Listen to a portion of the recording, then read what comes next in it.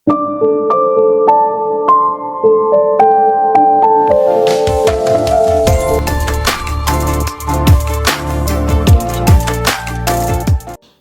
Wait பண்ணுங்க காங்தே, நான் குழந்தைய எழுப்பி நான் கூப்பிட்டு வரேன் அப்படிங்கிறாங்க. குழந்தை பார்க்கறதுக்காக தான் காங்தே வந்து கூப்பிட்றான் அப்படின்னு நினச்சிட்டு தான் யவுன் சொல்லுவா. ஆனால் காங்தே இருந்துட்டு குழந்தை என்கிட்ட கொண்டு கொடுத்துட்டு நீ பாட்டுக்கு போயிடு அப்படிங்கிறாங்க. புரியல, அப்போ நீ குழந்தை பார்க்க வரலையா, கூப்பிட்டு போக வந்தியா அப்படின்னு கேட்குறப்போ, ஆமாம் இந்த குழந்தை வச்சுட்டு தான் நிறைய பிளாக்மெயில் பண்ணிட்டு இருக்க. குழந்தை வச்சுட்டு என்னவா, குழந்தை கிட்டவா, குழந்தையோட அப்பாவான்னு சொல்லி பிளாக்மெயில் பண்ணிட்டு இருக்க. ஸ்ரீஜா கிட்ட சொல்லிடுவேன் பிளாக்மெயில் பண்ணிட்டு இருக்க. ஈவன் ஜாங்க போய் பார்த்து பேசுனதெல்லாம் கூட வந்துட்டு தெரிய வந்திருக்கு. ஸோ ஸ்ரீஜாவோட அப்பாட்டையெல்லாம் போய் பார்த்து பேசியிருக்க. குழந்தைய வச்சுட்டு எத்தனை பேரை டார்ச்சர் பண்ணுவேன். அந்த குழந்தைய வச்சு உனக்கு வேணுங்கிற மாதிரி காரியம் சாதிச்சுக்கிற அப்படிங்கிறப்போ இவனுக்கு ரொம்ப கோவம் வரும். என்னை பார்த்தா எப்படி தெரியுது, உனக்கு குழந்தைய பற்றி வச்சுக்கிட்டு பிளாக்மெயில் பண்ணிட்டு இருக்கேன்னு நினச்சிட்டு இருக்கியா? சரி, நான் பிளாக்மெயில் பண்ணுறதாகவே இருக்கட்டும். நான் போய் ஸ்ரீஜா கிட்ட பேசுகிறேன். ஸ்ரீஜா கிட்ட சொல்லிட்டு நான் ஒன்றும் உன் கூடயே வர்ற அந்த காங்தேவை கேட்கலாமா, என் குழந்தைக்கான அப்பாவை பற்றி தான் பேசிகிட்டு இருக்கேன். அவன் அப்பா அப்படிங்கிற அடையாளத்தோடு நின்னா மட்டும் போதும் அப்படின்னு நானே அவகிட்ட போய் பேசுகிறேன். எல்லாரையும் கூப்பிட்டு வச்சு நியாயம் கேட்குறேன். இதை நான் விடுற மாதிரியே கிடையாது அப்படின்ட்டு இவ பாட்டுக்கு வெக்க நடந்து வர ஆரம்பிச்சிருவான். பின்னாடியே காங்தே நில்லு பேசலான்னு சொல்லுவான். கேட்கவே மாட்டான். அவள் பாட்டுக்கு ரோடை கிராஸ் பண்ணுறப்போ ஒரு கார் இடிக்கிற மாதிரி வந்துடும். ஆனால் பிரேக் போட்டுருவாங்க. ஆனால் கடைசி அந்த பாயிண்ட் பட்டதில் அதிர்ச்சியில் அவள் கீழே விழுந்துடுவான். அந்த வழியாக தான் சாப்பிட்டுட்டு பார்க்கும் தூகி கூட போயிட்டு இருப்பாங்க. தூக்கி முன்னாடி போய் இடிச்சுக்க கூடாது அப்படின்னு சொல்லிட்டு பார்க் தான் கையை வச்சு தடுத்துடுவாங்க. டாக்ஸில 2 பேர் வந்துட்டு இருப்பாங்க. டாக்ஸி டிரைவரும், மேடம் சார் நீங்கள் 2 பேர் ஓகேவா, என்ன ரொம்ப செல்ஃபிஷ் கப்பலாக இருக்காங்க, இப்படி ரோட்டில் சண்டை போட்டுக்கிறாங்களே அப்படிங்கிறப்போ அங்கே இருக்கிற யோனியும் இவங்க ஃபேஸ் பார்க்கறது கிடையாது. அது காங்தே தான் அப்படிங்கிறத பார்க்கும் பார்க்கறது கிடையாது. நான் இறங்கி போய் செக் பண்ணணும் அப்படின்னு சொல்லிட்டு தூக்கி சொல்கிறப்ப அதெல்லாம் ஒன்றும் இல்லை, காரை எடுங்க கிளம்பலாம் அப்படின்னு சொல்லிட்டு கார் எடுக்க சொல்லிடுவாங்க. யோன் எழுந்துருவா, இங்கே உட்காரு, ஹாஸ்பிட்டலுக்கு போகலாம் அப்படிங்கிறப்ப யோன் இருந்துட்டு அதெல்லாம் ஒன்றும் வேண்டாம், நான் பார்த்துக்க தெரியும் அப்படின்னு சொல்லிட்டு எழுந்து நடக்க பாப்பா. அவளால் நடக்க முடியல. ஏன்னா டக்குன்னு விழுந்ததில்ல, கால் வந்து அப்படியே கிடுகிடுன்னு ஆடுது. சரி, அவளால் நடக்கவே முடியல. வா, நானும் உன்னை வீட்டில் கொண்டு விடுறேன் அப்படின்னு சொல்லிட்டு காங்தே கூப்பிட்டு வரப்போ இந்த பக்கம் காரில் வந்துட்டு இருக்கிறப்போ தூகி வந்து சண்டை போடுவா.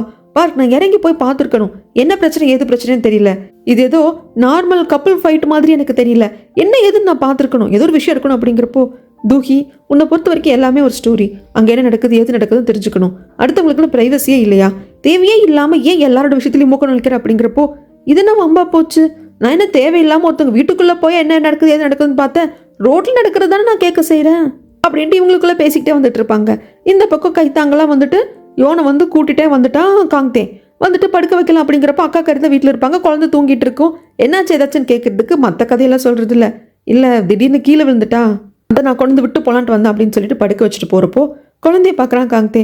குழந்தைய பார்க்குறப்போ ஐயோ நம்ம குழந்தை அப்படின்ட்டு இருக்கு, பட் இருந்தாலும் கொஞ்சம் இல்லை, வெளியே போகலாம் அப்படின்ட்டு வர்றப்போ அக்கா கறிக்கு டவுட் இருக்குது. காங்தே, உண்மையை சொல்லு, உன்னை பார்க்கறதுக்காக தான் வெளியே வந்தா, நீ கால் பண்ண அப்படின்னு சொல்லிட்டு தான் வெளியே வந்தா, என்ன நடந்தது ஏது நடந்ததுன்னு கேட்குறப்போ ஏன்டி வீட்டுக்கு கதை விட்டு திறந்து வச்சுட்டு இருக்கீங்க அப்படின்ட்டு வெளியே போனாமல் வந்துடுவாங்க. வந்தவங்க காங்தேவை பார்த்துட்டு கண்ட மேனிக்கு போட்டு அடிச்சுட்டு, நீ எல்லாம் ஒரு மனுஷனா, மிருகம் கூட தன்னோட குட்டியை அடையாளம் கண்டுக்கொண்டா யாருக்கும் விட்டு கொடுக்கக்கூடாது, நீ மனுஷனா இருந்துட்டு உனக்காகவே வாழ்ந்த பொண்ணையும் கைவிட்டுட்ட, அவளுக்கு குழந்தைய கொடுத்துட்டு அந்த குழந்தையோட கைவிட்டுட்ட, நீ படிக்கணுங்கிறதுக்காக அவள் படிப்பு நிறுத்தினாடா, நீ நல்லபடி இருக்கணும் அப்படிங்கிறதுக்காக அவள் பார்ட் டைம் ஜாப் பார்த்தாடா, அவள் ராத்திரி பகலுமா கஷ்டப்பட்டு நீ நல்லா இருக்கணும் அப்படிங்கிறதுக்காக உழைச்சி கொட்டினது எல்லாத்தையும் இன்னொருத்தி கூட போய் டாட்டா பை பை காட்டுற நீ, உனக்கு அவள் குழந்தைய பெற்று அவளுக்கு என்ன மறைச்சு வச்சுக்கணும் ஆசையா, உன் படிப்பில் எந்த ஒரு பிரச்சனை வந்துடக்கூடாது, அதனால ஃபியூச்சர் கெட்டு போயிடக்கூடாது அப்படிங்கிறதுக்காக, உன் கவனம் சிதறக்கூடாது அப்படிங்கிறதுக்காக தான் இத்தனை பண்ணா அப்படிங்கிறப்போ உள்ள இது எல்லாத்தையும் கேட்டுட்டு யோன் வந்து அம்மா பேசாமல் இருமா அப்படின்னு சமாதானப்படுத்துவா.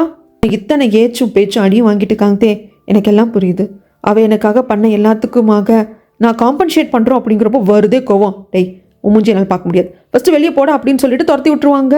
அம்மா சொல்லுவாங்க, இதை பாரு யோன், நான் இருக்கேன், நான் வந்து உங்களை பார்த்துக்கிறேன், இவன்லாம் வேண்டவே வேண்டாம், இப்படி ஒருத்தவங்க லைஃப்பில் இருந்தான் அப்படிங்கிறதே மறந்துடு, நீ இவனே மனசு மாதிரி உன்னை ஏற்றுக்கிட்டா கூட இவன் கூட நான் உன்னை வாழ்றதுக்கு அனுப்ப மாட்டேன் அப்படிங்கிறப்ப 2 பேர் கட்டி பிடிச்சி அழுதுட்டு இருப்பாங்க. அப்போ பெரியக்கா சொல்லுவாங்க, என்னைக்கு ஒரு ஆம்பளை ஒரு பொம்பளை கிட்ட பழகுனதுக்கு காசு கொடுத்து காம்பன்சேட் பண்ணுறேன்னு சொல்கிறானோ அதுக்கப்புறம் அவனே வந்தால் கூட உனக்கு வேண்டாம் யோன், புரிஞ்சுக்கோ, நல்ல வேலை உன் வாழ்க்கை தப்புச்சுதுன்னு நினச்சிக்கோ அப்படின்னு சொல்லிட்டு இருப்பாங்க. இந்த பக்கமாக டாக்ஸில் தான் வந்திருப்பாங்க. தூகியை ட்ராப் பண்ணிட்டு அதே டாக்ஸியில் வந்துட்டு பார்க் கிளம்பி போயிடுவாங்க. இவங்க 2 பேருக்கும் இடையில லைட்டாக ஒரு கெமிஸ்ட்ரி ஒர்க் அவுட் ஆக ஆரம்பிக்குது. அதுக்கப்புறமாக காங்தே வீட்டுக்கு வரப்போ அவங்க அம்மா இருக்கிறத கண்டுபிடிச்சிடுறான். அம்மா, நீ எப்படி இங்கே வந்த, நீ ஸ்ரீஜாவை பார்த்து அப்படிங்கிறாங்க. ஆமாண்டா, கம்பெனியில் எதிர்ச்சியை பார்த்து அந்த பொண்ணு தான் கூப்பிட்டு வந்தா, இதை பாருமா நீங்களாம் தங்க முடியாது, இந்த அக்கௌண்ட்டில் பணம் இருக்க வச்சுக்கோ, இதை வச்சுக்கிட்டு வேற எங்காவது போய் தங்கிக்கோ, நான் யோன் கிட்ட இருந்து என்னோட குழந்தைய வாங்கிடுவேன், அவள் அந்த குழந்தைய கொடுத்ததுக்கு அப்புறமாக தேவையில்லாம எந்த ஒரு பிரச்சனை பண்ண மாட்டான் அப்படி நான் குழந்தைய கூப்பிட்டு வரப்போ அந்த குழந்தைய நீதாமா வளர்க்கணும் அப்படிங்கிறப்போ அம்மா நான் சொன்னேன், என் கதையனாலே நம்ப முடியலடா, கண்டிப்பாக நான் பார்த்துக்கிறேன்டா. ஆமாம், இதுக்கு யோன் ஒத்துக்குவாளா, யோன் அந்த குழந்தைய வச்சுட்டு என்னை பயங்கரமாக டார்ச்சர் பண்ணிட்டு இருக்கா, ஆமாண்டா ஆமாண்டா, ஏன்னா இப்போதான் ஸ்ரீஜா கூட ப்ரெக்னெண்ட்டாக இருக்கா. இதெல்லாம் தெரிய வந்து அவன் மனசு எவ்வளோ கஷ்டப்படும். ஆனால் ஒன்றுடா, யோன் அவ்வளோ சீக்கிரமாக அவள் குழந்தைய விட்டு கொடுத்துட மாட்டா. நீ கேட்டதும் இந்தாங்க வளர்த்துக்கோங்கன்னு கொடுத்துருவாங்கன்னு நினச்சிட்டு இருக்கியா? நான் பார்த்துருக்கேன். அவள் மாசமாக இருந்து குழந்தைய பற்றி இத்தனை வருஷம் வளர்த்த வரைக்கும் அந்த குழந்தைய அவள் உயிரை விட மேலாக பார்க்குறா. அவ்வளோ சீக்கிரமாக குழந்தைய விட்டு கொடுப்பான்னு எனக்கு தோணல அப்படிம்பாங்க. எங்கள் வீட்டில் அந்த பாய் ஃப்ரெண்ட் நிறைய காஸ்ட்லியான ஹேண்ட்பேக்லாம் வாங்கி கொடுத்துருப்பான். அதெல்லாம் அக்கா கறி போட்டுக்கிட்டு நல்லா இருக்கேன்னு பார்த்துக்கிட்டே இருக்கிறப்போ சாப்பிட வராமல் என்னடி பண்ணிட்டு இருக்கே அப்படின்னு கேட்கறதுக்கு அம்மா வருவாங்க. என்னடி ஹேண்ட்பேக் காஸ்ட்லியாக இருக்குது, காசு ஏது அப்படிங்கிறதுக்கு, ஐயோ அம்மா பார்க்குறதுக்கு தான் காஸ்ட்லியாக இருக்கும், சீப்பு 200 தான் வாங்கினேன் அப்படிங்கிறாங்க. அப்படியா, சரி இந்த 200 வச்சுக்க, எனக்கு இந்த பேக் வேணும் அப்படின்னு எடுத்துகிட்டு போயிடுவாங்க. கடைசியில் அக்கா கறிக்கு திருடனுக்கு தேல் கொட்டின மாதிரி ஆகிப்போச்சு. இங்கே காங்கத்தை விடாம வந்துட்டு இருக்கிறப்போ பைக்கில் எதிர்ச்சியாக யாரும் இடிச்சிருவாங்க. அறிவு கிட்டவனே கண்ணு தெரியல அப்படின்னு சொல்லி கத்துறப்போ பைக்கில் போனது வேற யாரும் இல்லைங்க, அக்கா காரியோட லவ்வர் தான். வந்துட்டு என்னாச்சு ஏதாச்சு, நல்லா தானே நிற்கிறீங்க, கீழே ஒன்றும் விழலையா அப்படிங்கிறாங்க.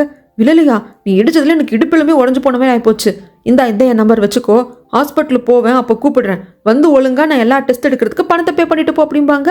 அவரும் சரி அப்படின்னு சொல்லிட்டு போயிடுவாங்க. இந்த பையனை எங்கேயோ பார்த்த மாதிரியே இருக்கே அப்படின்னு சொல்லிட்டு காங்கத்தையோட அம்மாவுக்கு தோணும். அதுக்கப்புறம் எதையும் கண்டுக்காம மேலே இவங்க ஏற்கனவே குடியிருந்தாங்க இல்லையா, அந்த இடத்துக்கே வந்து அட்வான்ஸ் எல்லாம் யோனோட அம்மா வாங்கிட்டு போயிட்டாங்க. இதுக்கப்புறமாக புதுசாக வந்துட்டு அக்ரிமெண்ட் போட்டுக்கலாம், நான் வாடகையும் எச்சு பண்ணி கொடுக்குறேன், அட்வான்ஸும் அதிகப்படுத்தி கொடுக்குறேன் அப்படின்னு சொல்லிட்டு அக்ரிமெண்ட் போட்டுருவாங்க. இந்த பக்கம் சேர்மேனை ஹாஸ்பிட்டலேருந்து டிஸ்சார்ஜ் பண்ணி அனுப்பிச்சிட்டாங்க. வீட்டில் வச்சு நல்லபடியாக பார்த்துக்கோங்க அப்படின்னு சொல்லிட்டாங்க. 3 பேர் அம்மா அப்பா பையன் அப்படின்னு சொல்லிட்டு ஜாலியாக பேசிகிட்டு இருப்பாங்க. அந்த இடத்துல அப்பா டிஸ்சார்ஜ் ஆகிட்டாரு அப்படின்னு பார்க்கறதுக்காக ரூனா வருவா. ரூனா வந்ததுமே இவங்க எல்லாருக்கும் ஒரு மாதிரி ஆக்வர்ட் ஆகிடும். பார்க்கலாம் நார்மலாக தான் இருப்பான், ஆனால் சேர்மேனுக்கே பிடிக்கல. வர்றதுக்கு முன்னாடி கால் பண்ண மாட்டேன் அப்படின்னு கேட்குறாங்க. என்னப்பா நம்ம வீட்டுக்கு வரதுக்கு நான் ஏன் கால் பண்ணிட்டு வரணும் அப்படின்னு எல்லாம் சொல்கிறாங்க. சேர்மேன் மூஞ்சி கொடுத்தே பேசுறது இல்லை. நான் வரதுக்கு முன்னாடி வரைக்கும் 3 பேர் சேர்ந்து ரொம்ப சிரிச்சு சந்தோஷமாக பேசிட்டு இருந்தீங்க, நான் வந்ததுக்கு அப்புறமாக ஏதோ எல்லாம் சுவிச் ஆஃப் பண்ண மாதிரி இருக்கீங்க. சரி சரி நான் கிளம்புறேன், உங்கள் குடும்பத்தோட நீங்கள் சந்தோஷமா இருங்க அப்படின்னு சொல்லிட்டு ரூனா வந்துடுவா. இந்த பக்கமாக தங்கச்சி ரிப்போர்ட்டருக்கு தூஹி கால் பண்ணுவா.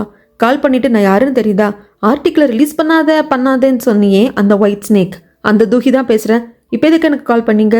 இல்லை அந்த ஆர்டிக்கலை, அதாவது காங்தேவும் ஸ்ரீஜாவும் கல்யாணம் பண்ணிக்க போகிறாங்க அப்படிங்கிற ஆர்டிக்கலை நான் ரிலீஸ் பண்ணால் ஒருத்தவங்களோட லைஃப் பாதிக்கப்படும் அப்படின்னு சொன்னியே, அது யாரு, அது எதனால், அதை பற்றி கேட்கறதுக்காக கூப்பிட்டா அப்படிங்கிறாங்க.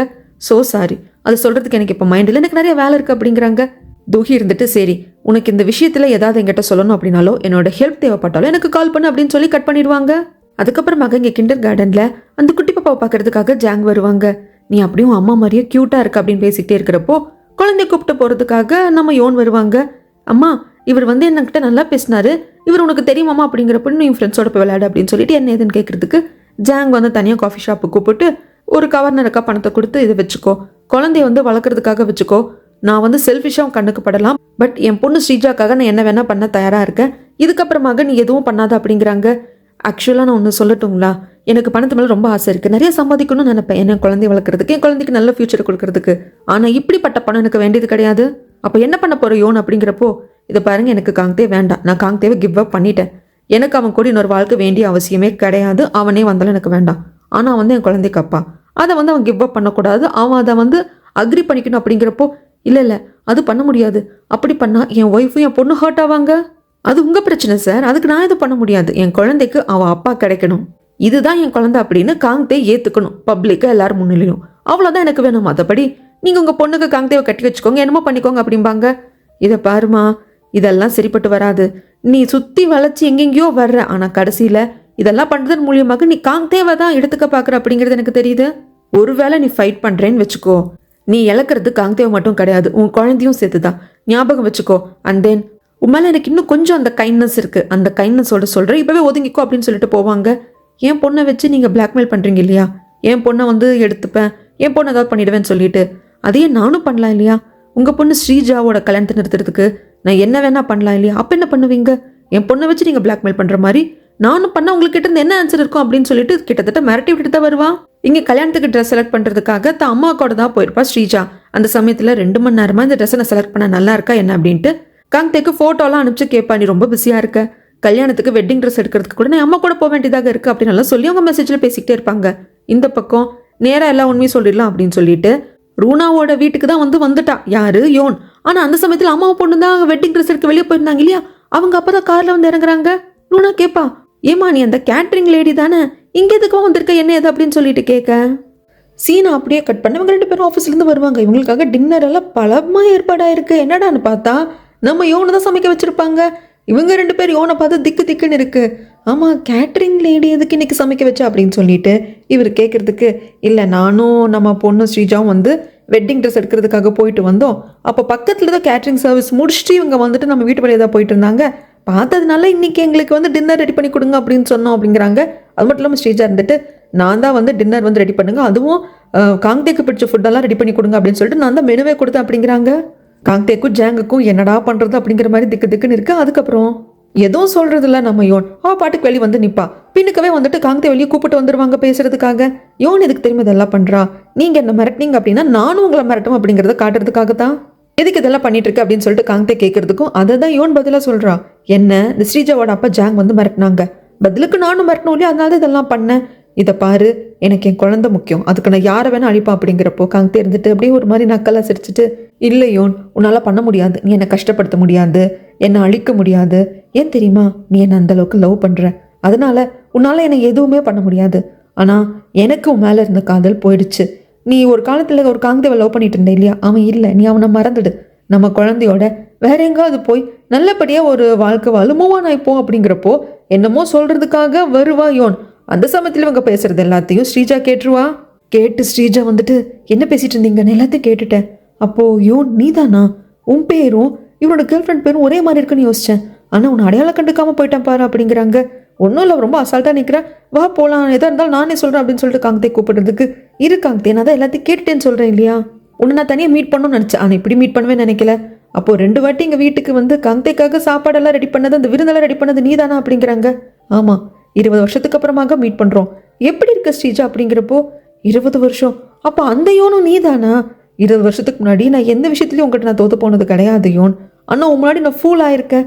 எகேன் அது நடக்கிறதுக்கு நான் விட மாட்டேன், இந்த வாட்டி கண்டிப்பாக விட மாட்டேன். ஆமாம், உனக்கு ஒரு குழந்தை இருக்கு இல்லையா, நீங்கள் பேசிட்டு இருக்கிறப்ப கூட கேட்டேன், அந்த குழந்தையோட பேர் கூட என்னமோ சொன்னீங்களே, இதுதானே அந்த குழந்தையோட பேர்? பேர் ரொம்ப அழகாக இருக்குது. கண்டிப்பாக குழந்தைய அழகாக தான் இருப்பா, ஏன்னா என் காங்தேயோட குழந்தை இல்லையா, எனக்கு அந்த குழந்தைய பார்க்கணும் போல இருக்குது.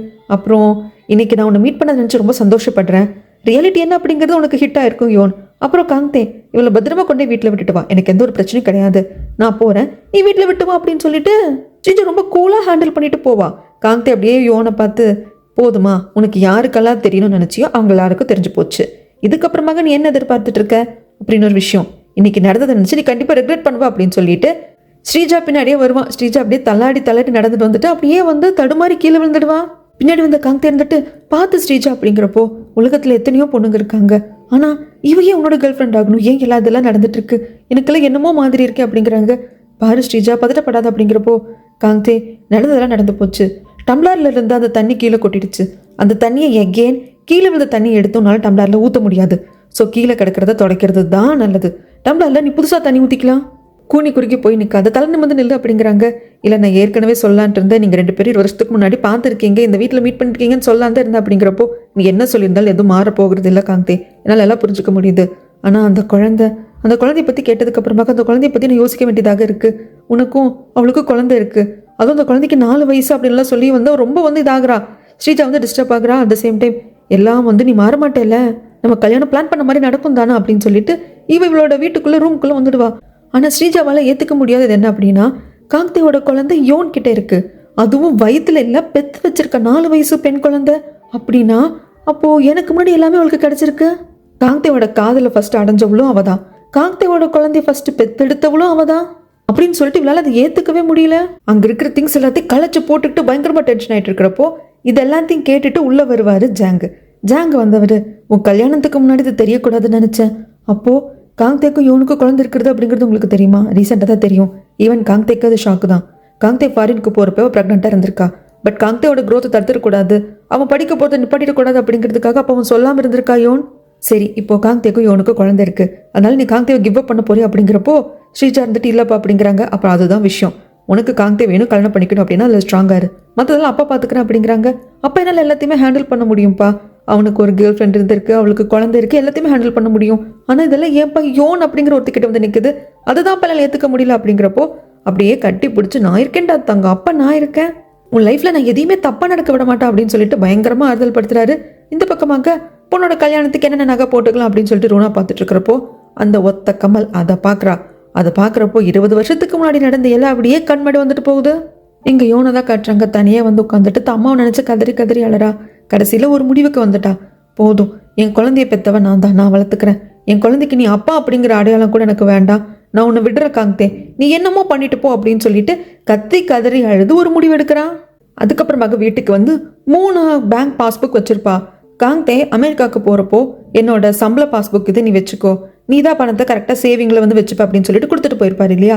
ஸோ மாதம் மாதம் அவனுக்கு கம்பெனிலேருந்து போடப்பட்ட சம்பளத்தில் ஒன்று வந்து ஃபியூச்சர், இவங்க ஃபியூச்சருக்காக வீடு வாங்கணும் அப்படிங்கிறதுக்காக, இன்னொன்று வந்து குழந்தையோட ஃபியூச்சர் படிப்புக்காக அப்படின்னு சொல்லிட்டு 3 தனித்தனி அக்கௌண்ட் கிரியேட் பண்ணி பணத்தை சேர்த்துக்கிட்டே வந்துட்டு இருப்பா. அது போக இவ்வளோ வந்து கேட்ரிங் சர்வீஸ் எல்லாம் வந்து பண்ணிட்டு இருக்கா இல்லைங்களா. ஸோ அதன் வகையில் வந்த பணத்தை கூட சேவிங்கில் வந்து வச்சிருந்திருப்பா. அதை மட்டும் வச்சுக்கிட்டு காந்தேவோட சம்பள பணத்தை எல்லாத்தையும் வந்துட்டு அந்த அக்கௌண்ட்டில் இருக்கிறது கொண்டு கொடுத்துடணும் அப்படிங்கிற முடிவுக்கு வரா. கையில் வெட்டிங் ரிங் போட்டு விட்டு போயிருப்பா இல்லைங்களா. அதையும் எடுத்துட்டு தூங்கிட்டு இருக்கிற குழந்தைய பார்த்து, எனக்கு காந்தே வேண்டாம், ஆனால் உனக்கு அப்பா வேணும்னு நினச்சேன், அவர் உங்ககிட்ட கூப்பிட்டு வரணும்னு நினச்சேன், ஆனால் என்னால் முடியாது போல இருக்கு கண்ணா, அம்மா இதை கிவ் அப் பண்ணிட்டுமா அப்படின்னு சொல்லிட்டு அழுதுகிட்டே இருக்கிறப்போ தூக்கத்தில் குழந்தை அவளையும் அறியாமல் அப்படியே முதுக தட்டி கொடுக்கும். என்னமோ குழந்தையே ஓகேன்னு சொன்ன மாதிரி தான் இருக்கும் யோனுக்கு. இந்த பக்கமாக பார்க்கோட எக்ஸ் ஒய்ஃபை பற்றி விசாரிக்கிறத நிறுத்துற மாதிரியே கிடையாது இந்த தூஹி. அதன் மூலியமாக சில இன்ஃபர்மேஷன்ஸ் கிடைக்குது. அது மட்டும் இல்லாமல் அந்த லேடியை ஃபாலோ பண்ணவும் ஆரம்பிக்கிறா. அப்படி ஃபாலோ பண்ணுறப்போ யாரோ ஒரு ஆம்பளை கூட ஒரு அப்பார்ட்மெண்ட்குள்ளே போகிறா அப்படிங்கிறது தெரிய வருது. அவளை பற்றி விசாரிக்கணுமே. அது மட்டும் இல்லாமல் இவங்களை பார்த்தா கப்பல் மாதிரி தெரியல, கல்யாணம் பண்ணிக்கிட்டவங்க மாதிரி தெரியல அப்படின்னு சொல்லிட்டு அவளுக்கு ஒரு டவுட் வருது. ஸோ அங்கே இருக்கிற செக்யூரிட்டி கார்டு கிட்ட வந்து இந்த மாதிரி 1 வீக்கில் நான் இந்த ஃப்ளோரில் இருக்கிறேன், இந்த ஃப்ளாட் நம்பர் சொல்லி அங்கே வந்து நான் வந்து குடி வர போகிறேன், இந்த அப்பார்ட்மெண்ட் எப்படி இருக்கு ஏதுன்னு விசாரிக்க தான் வந்து அப்படிங்கிறப்போ, அப்பார்ட்மெண்ட்டில் நல்ல அப்பார்ட்மெண்ட் தான் மேடம், ஆனால் நீங்கள் சொல்கிற ஃப்ளாட் நம்பர் ஆல்ரெடி குடியிருக்காங்களே அப்படிங்கிறாங்க. ஓனரா அப்படின்னு கேட்குறதுக்கு, ஓனர் தான், ஆனால் அந்த லேடி எப்பவும் வரமாட்டாங்க, யாரோ ஒரு ஆம்பளை கூட எப்போ வந்து தங்கிட்டு போவாங்க அப்படிங்கிறாங்க. இதெல்லாம் கேட்டு தெரிஞ்சுக்கிட்டதுக்கு அப்புறமாக, பார்க்க உனக்கு பின்னாடி ஒரு மர்மம் இருக்கு, நீயும் உன்னோட எக்ஸ் ஒய்ஃபும் டைவர்ஸ் பண்ணிட்டதுக்கு பின்னாடி ஒரு கதை இருக்குன்னு தோணுது, அது என்ன கதைன்னு தெரியல அப்படின்னு சொல்லிட்டு அதில் அவளுக்கு கொஞ்சம் கியூரியாசிட்டி வந்துடுது. அது மட்டும் இல்லாமல் பார்க்கு நல்லவனும் தோணுது, அவன் பின்னாடி இருக்கிற அந்த ரூமர் எல்லாம் பொய்யோன்னு தோணுது, எக்ஸ் ஒய்ஃப் தான் தப்போ அப்படிங்கிற மாதிரி மனசுக்குள்ளே தோணுது. அதனால உடனே பார்க்கோட வீட்டுக்கே வரா. ஃப்ளவர்ஸ் எல்லாம் வாங்கிட்டு வந்து சேர்மேன் கூட உட்காந்து செஸ் விளையாண்டுட்டு இருக்கா. இது அம்மா பார்க் கிட்ட சொல்லுவாங்க, இன்னும் ஓவர் அட்வான்டேஜ் எடுத்துக்கிறா அப்படிங்கிற மாதிரி தான் பார்க்குக்கு இருக்கும். ஏன்னா பேரண்ட்ஸ் தப்பா நினச்சிடக்கூடாது இல்லையா, அவங்க கல்யாணம் பண்ணிக்க போறாங்க அப்படிங்கிற மாதிரி அவங்க முடிவெடுத்துடக்கூடாது இல்லையா. அந்த பதட்டம் தான் பார்க்குக்கு. இங்கே சீன் அப்படியே கட் பண்ணா யோன் வந்து காங்தேவை பார்த்து, இது எல்லாமே வந்துட்டு உன்னோட சேலரி அக்கௌண்ட்லேருந்து மாதம் மாதம் அந்த சேலரியில் சேவிங்ஸ் வந்து பண்ணது வச்சுக்கோ அப்படின்னு கொடுக்குறப்போ, காங்தே இருந்துட்டு வேண்டாம் வேண்டாம் வச்சுக்கோ, குழந்தைய நீ வளர்க்கணும் இல்லையா அப்படிங்கிறப்போ, குழந்தைய நான் பார்த்துப்பேன், கடைசி 4 வருஷமா அவளை நான் தான் பத்திரமா பார்த்து வளர்த்துட்டு இருக்கேன், எந்த ஒரு சப்போர்ட்டும் வேண்டியது கிடையாது, நீயும் வேண்டியது கிடையாது, அது மட்டும் இல்லாமல் என் குழந்தைக்கு அப்பாவா நீ இரு அப்படின்னு சொல்லி நான் கம்பல் பண்ணிட்டு இருந்தேன், இதுக்கப்புறம் அதுவும் வேண்டாம், உன் இஷ்டத்துக்கு என்ன வேணாலும் பண்ணிக்கோ அப்படிங்கிறாங்க. இதெல்லாம் காங்தே கேட்டுட்டு நல்லா புரிஞ்சுக்க முடியுது, நீ என் சப்போர்ட்டே இல்லாமல் குழந்தைய வளர்த்துடுவேன், பட் இருந்தாலும் அப்படின்னு ஆரம்பிக்கிறப்போ, அதை பாரு காங்தே, நான் ஏற்கனவே சொல்லிட்டேன், எனக்கும் சப்போர்ட் வேண்டாம், குழந்தைய நான் பார்த்துக்கிறேன், நீ குழந்தைக்கு அப்பா அப்படிங்கிற மாதிரி எதுவும் நீ பண்ண வேண்டாம், ஆனால் கடைசி எனக்கு ஒரு ஹெல்ப் பண்ணா அப்படிங்கிறா. அது என்ன அப்படின்னு சொல்லிட்டு யோன் கேட்டா அப்படிங்கிறது நமக்கு தெரியலைங்க. இங்கே சீனை கட் பண்ணா குழந்தைய பார்க்கறதுக்காக பெரிய டெடி எல்லாம் வாங்கிட்டு இந்த ஸ்ரீஜா கிளம்பி வருவா. கடைசியாக எனக்கு ஒரு ஹெல்ப் மட்டும் பண்ணுவேன் அப்படின்னு சொல்லிட்டு யோன் வந்து காங்தேயை பார்த்து கேட்டிருப்பா இல்லையா. அது என்ன ஹெல்ப் அப்படின்னா, குழந்தைய வந்து பார்த்துரு, ஒரு பர்ஃபெக்டான அது குட் பையாக இருக்கட்டும் அப்படின்ட்டு. அதனால குழந்தைய பார்க்கறதுக்காக கிண்டர் கார்டனுக்கு கூப்பிட்டு வந்து, இந்த மாதிரி அப்பா எகெயின் வந்து ஸ்டேட்ஸுக்கு போகிறாரு தங்கம், ஸோ அதனால் அப்பாவுக்கு பை சொல்லிடு, அதுக்கப்புறம் அப்பா எப்போ வருவாருன்னு தெரியாது, அவருக்கு அங்கே தான் வேலை இருக்குது அப்படின்னு வந்துட்டு சொல்லி, குழந்தை இதுக்கப்புறமாக ஐயோ அப்பா நான் பக்கத்தில் இல்லையா அப்படின்னு நீங்கக்கூடாது இல்லையா, யாரு கேட்டாலும் அவர் வந்து ஃபாரில் இருக்கார் அப்படின்னு சொல்லணும். அதை 1 வயசு வரைக்கும் குழந்தை நம்பணும், அதுக்கப்புறம் பக்கம் வந்ததுக்கப்புறமாக விவரம் தெரிஞ்சதுக்கப்புறமாக உண்மையை சொல்லிக்கலாம் அப்படிங்கிறதுக்காக தான் இந்த கடைசி ஹெல்ப் வந்து கேட்டிருப்பா. காங்தேவும் வரான், அவனுக்கும் ரொம்ப கஷ்டமாக இருக்குது குழந்தைகிட்ட, நீ வந்து அம்மா பேச்சை கேட்கணும், ஹெல்த்தியாக இருக்கணும், ஸ்ட்ராங்காக இருக்கணும், நான் உன்னை ஒரு வாட்டி ஹக் பண்ணிக்கிட்டுமா பாப்பா அப்படின்னு சொல்லிட்டு கட்டி பிடிச்சிட்டு அழுன்னு அழுவான்.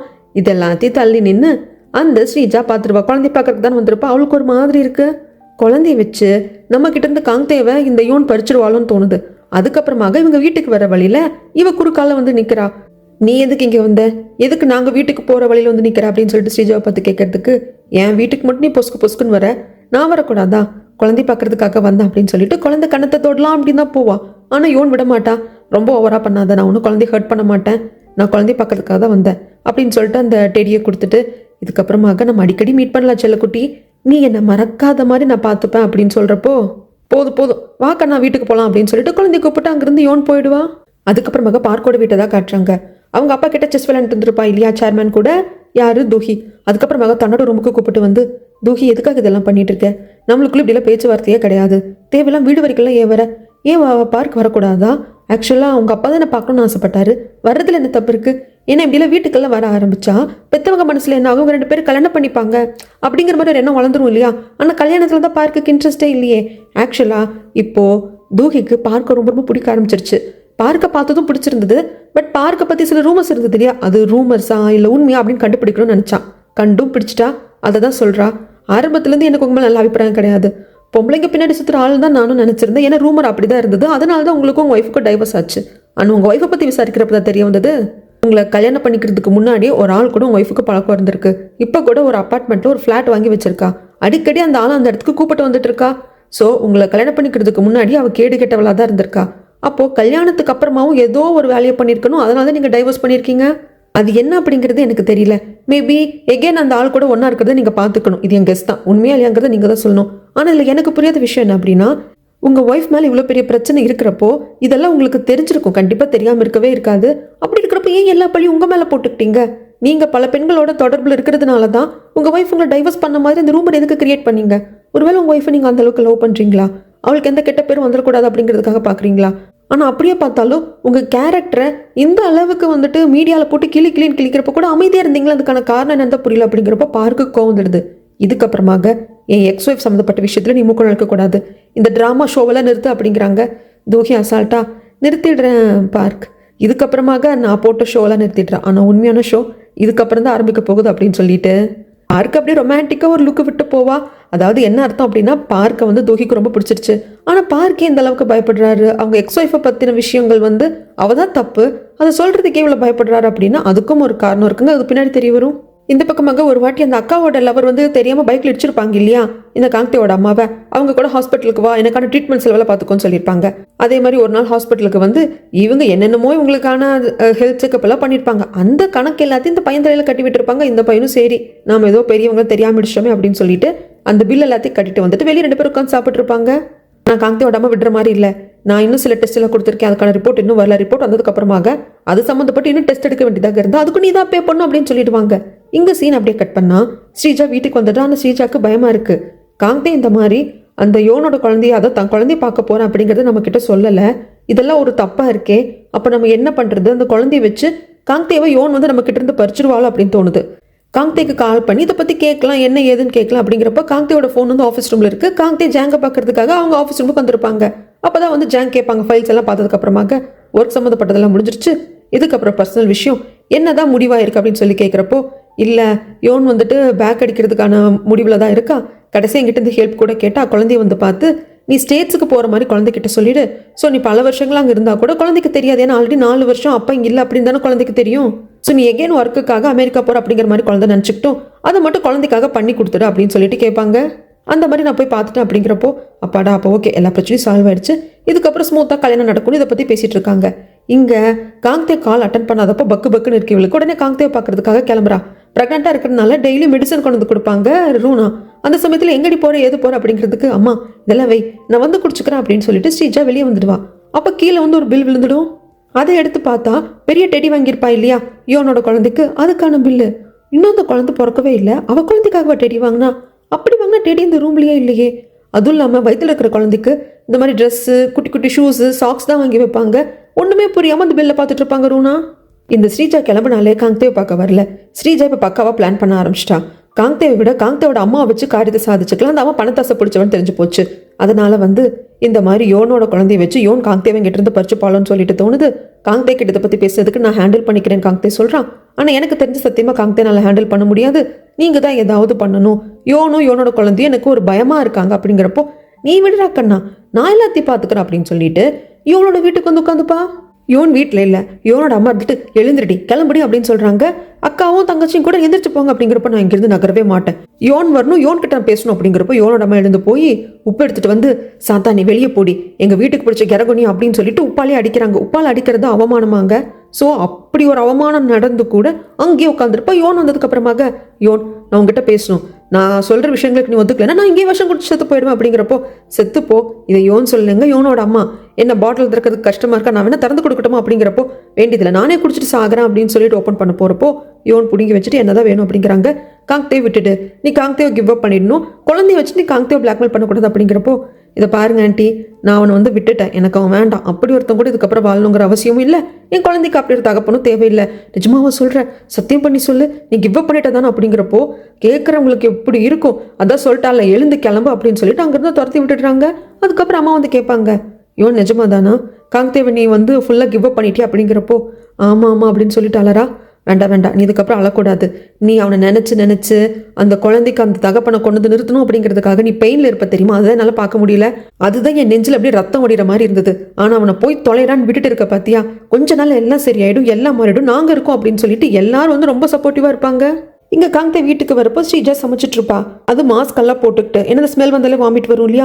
ஸ்ரீஜா இதெல்லாம் எதுக்காக பண்ணுறேன், இதெல்லாம் எனக்காக பண்ண சொல்லி கேட்டேன்னா அப்படிங்கிறப்போ இல்லை எனக்கு தான் பண்ணணும்னு தோணுச்சு அப்படின்னு சொல்லிட்டு ஸ்ரீஜா சொல்கிறப்போ இவன் ஹக் பண்ணிக்கிட்டு, இந்த மாதிரி நான் இன்னைக்கு போய் யோனை பார்த்து பேசினா, குழந்தையும் போய் பார்த்துட்டேன், நான் ஸ்டேட்ஸுக்கு போகிற மாதிரி இந்த குழந்தைகிட்ட சொல்லி யோன் என்கிட்ட கேட்டா, இதுக்கப்புறமாக அந்த குழந்தைய வச்சு யோனும் நம்மளை வந்து டிஸ்டர்ப் பண்ண மாட்டா, அவ்வளோதான் எல்லாம் முடிஞ்சிருச்சு அப்படிங்கிறப்போ ஸ்ரீஜாக்கு ரொம்ப சந்தோஷமா இருக்கு. ஆனா நான் இது எல்லாத்தையும் பார்த்தேன், அதனால உங்க அம்மா கிட்ட பேசினேன் அப்படிங்கிறது எதையுமே ஸ்ரீஜா சொல்றது இல்லை. சரி நம்ம ஒயின் கொடுத்து செலிப்ரேட் பண்ணலாம் அப்படிங்கிறப்போ வாஷ்ரூமுக்கு காங்தே போயிடுவான். அப்போதான் எதிர்ச்சியா கோட் பேக்கெட்ல என்னடா வெயிட்டா இருக்கே அப்படின்னு சொல்லிட்டு பாக்குறப்போ அந்த 3 பாஸ்புக் இருக்கும். யோன் கொடுத்துட்டு போயிருப்பா இல்லையா, உன் சம்பளத்துல இந்த சேவிங் அக்கௌண்ட்ல போட்டு வச்சது நீ வச்சுக்கோன்னு சொல்லிட்டு அதை இவங்க பார்க்க, இந்த பக்கமாக யோன் குழந்தை ஃபேமிலி தான் காட்டுறாங்க. கரோக்கி பாருக்கு போயிட்டு இதுக்கப்புறம் நம்ம லைஃப்ல வந்துட்டு எதை பத்தி யோசிக்க கூடாது அப்படின்னு சொல்லிட்டு பயங்கரமா பாட்டு பாடி வைப் பண்ணிட்டு இருப்பாங்க. இந்த பக்கமாக இன்னுமாங்க நீங்க தூங்க வரல அப்படின்னு சொல்லிட்டு ஆஃபீஸ் ரூம்ல உட்காந்துட்டு இருப்பார். வீட்டில் இருக்கிற ஆஃபீஸ் ரூம்ல ஜாங்க கேட்கறதுக்காக அவங்க ஒய்ஃப் ரூனா வருவாங்களா. அப்ப டக்குன்னு ஒரு கவரை மறைச்சு வைப்பாரு. இதை வந்துட்டமா நான் ஃப்ரெஷ்ஷாக போயிட்டு போய் தூங்குறேன் அப்படின்னு சொல்றாங்க. சரி நீங்க போய் தூங்குங்க, டேபிளெல்லாம் நான் கிளியர் பண்ணி வைக்கிறேன் அப்படின்னு சொல்லிட்டு இவங்க கிளியர் பண்ணிட்டு இருப்பாங்க. ஜாங் போயிடுவாங்க. அதுக்கப்புறமாக தான் நோட்டீஸ் பண்ணுவாங்க, அவர் அந்த ட்ராயரை வந்து ஃபுல்லா சாத்தி இருக்க மாட்டாரு. நம்ம வந்து என்னத்தையும் மறைச்சு வச்சாரு அப்படின்னு சொல்லி எடுத்து பாக்குறப்போ அந்த கவர்ல இருக்கிறது யோனோட போட்டோ, குழந்தையோட. ஆனா இதுதான் அந்த யோன், சின்ன வயசுல வீட்டுக்கு வந்த யோனுங்கிறதுல ரூனாக்கு தெரியாது. இது இந்த கேட்டரிங் லேடி இல்லையா, இவங்க போட்டோ எதுக்கு இவர் வச்சிருக்காரு அப்படின்னு சொல்லிட்டு இன்னொரு கவர்ல பாக்குறப்போ கடைசியா யோனுக்கு பணம் கொடுக்கறதுக்காக வச்சிருப்பாரு இல்லையா, அதெல்லாம் இருக்கு.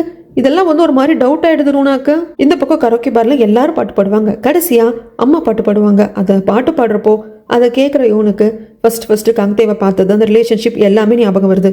ஆனா மனசளவில் அதை எல்லாத்தையும் எரிச்சிட்டா. வீட்டுக்கு வந்ததுக்கு அப்புறமாங்க காங்தே கூட சின்ன வயசுல இருந்து எடுத்துக்கிட்ட போட்டோ, காங்தேயோட ஞாபகமா தன்கிட்ட இருக்கிறது எல்லாத்தையும் போட்டு எரிச்சிடுறா.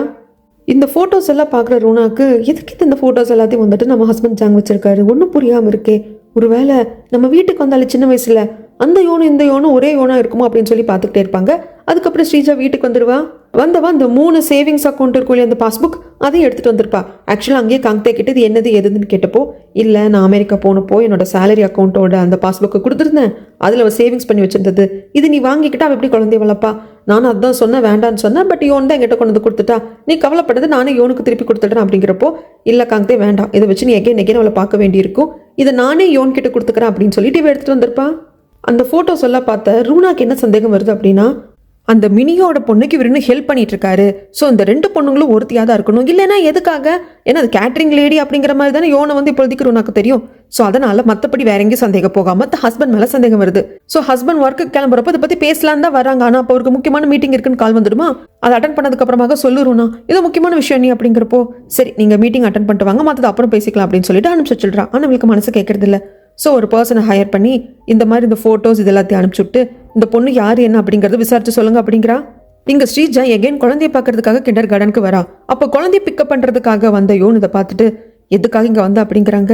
ஏன் உன் குழந்தைய பார்க்கறதுக்கு தனியா வந்தா பயமா இருக்கா அப்படின்னு சொல்லிட்டு ஒரு மாதிரி வில்லத்தனமா தான் கேட்பா ஸ்ரீஜா.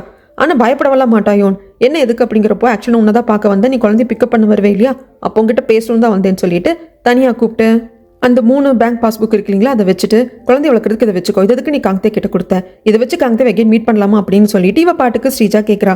யோன் இருந்துட்டு எனக்கு அந்த அவசியமே கிடையாது, என் குழந்தை வளர்க்குறதுக்கு நான் போதும், நான் நல்லாவே சம்பாதிக்கிறேன், அவன் காசு எனக்கு வேண்டியதில்லை, அப்பனா வந்து நிற்கிறதுக்கு மட்டும் அவனுக்கு தகுதி இல்லை, அது முடியாதுன்னு சொல்லுவான், ஆனால் மற்றபடி காசு மட்டும் ரகசியமாக கொடுப்பான், எனக்கு அது வேண்டியதில்லை அப்படிங்கிறாங்க.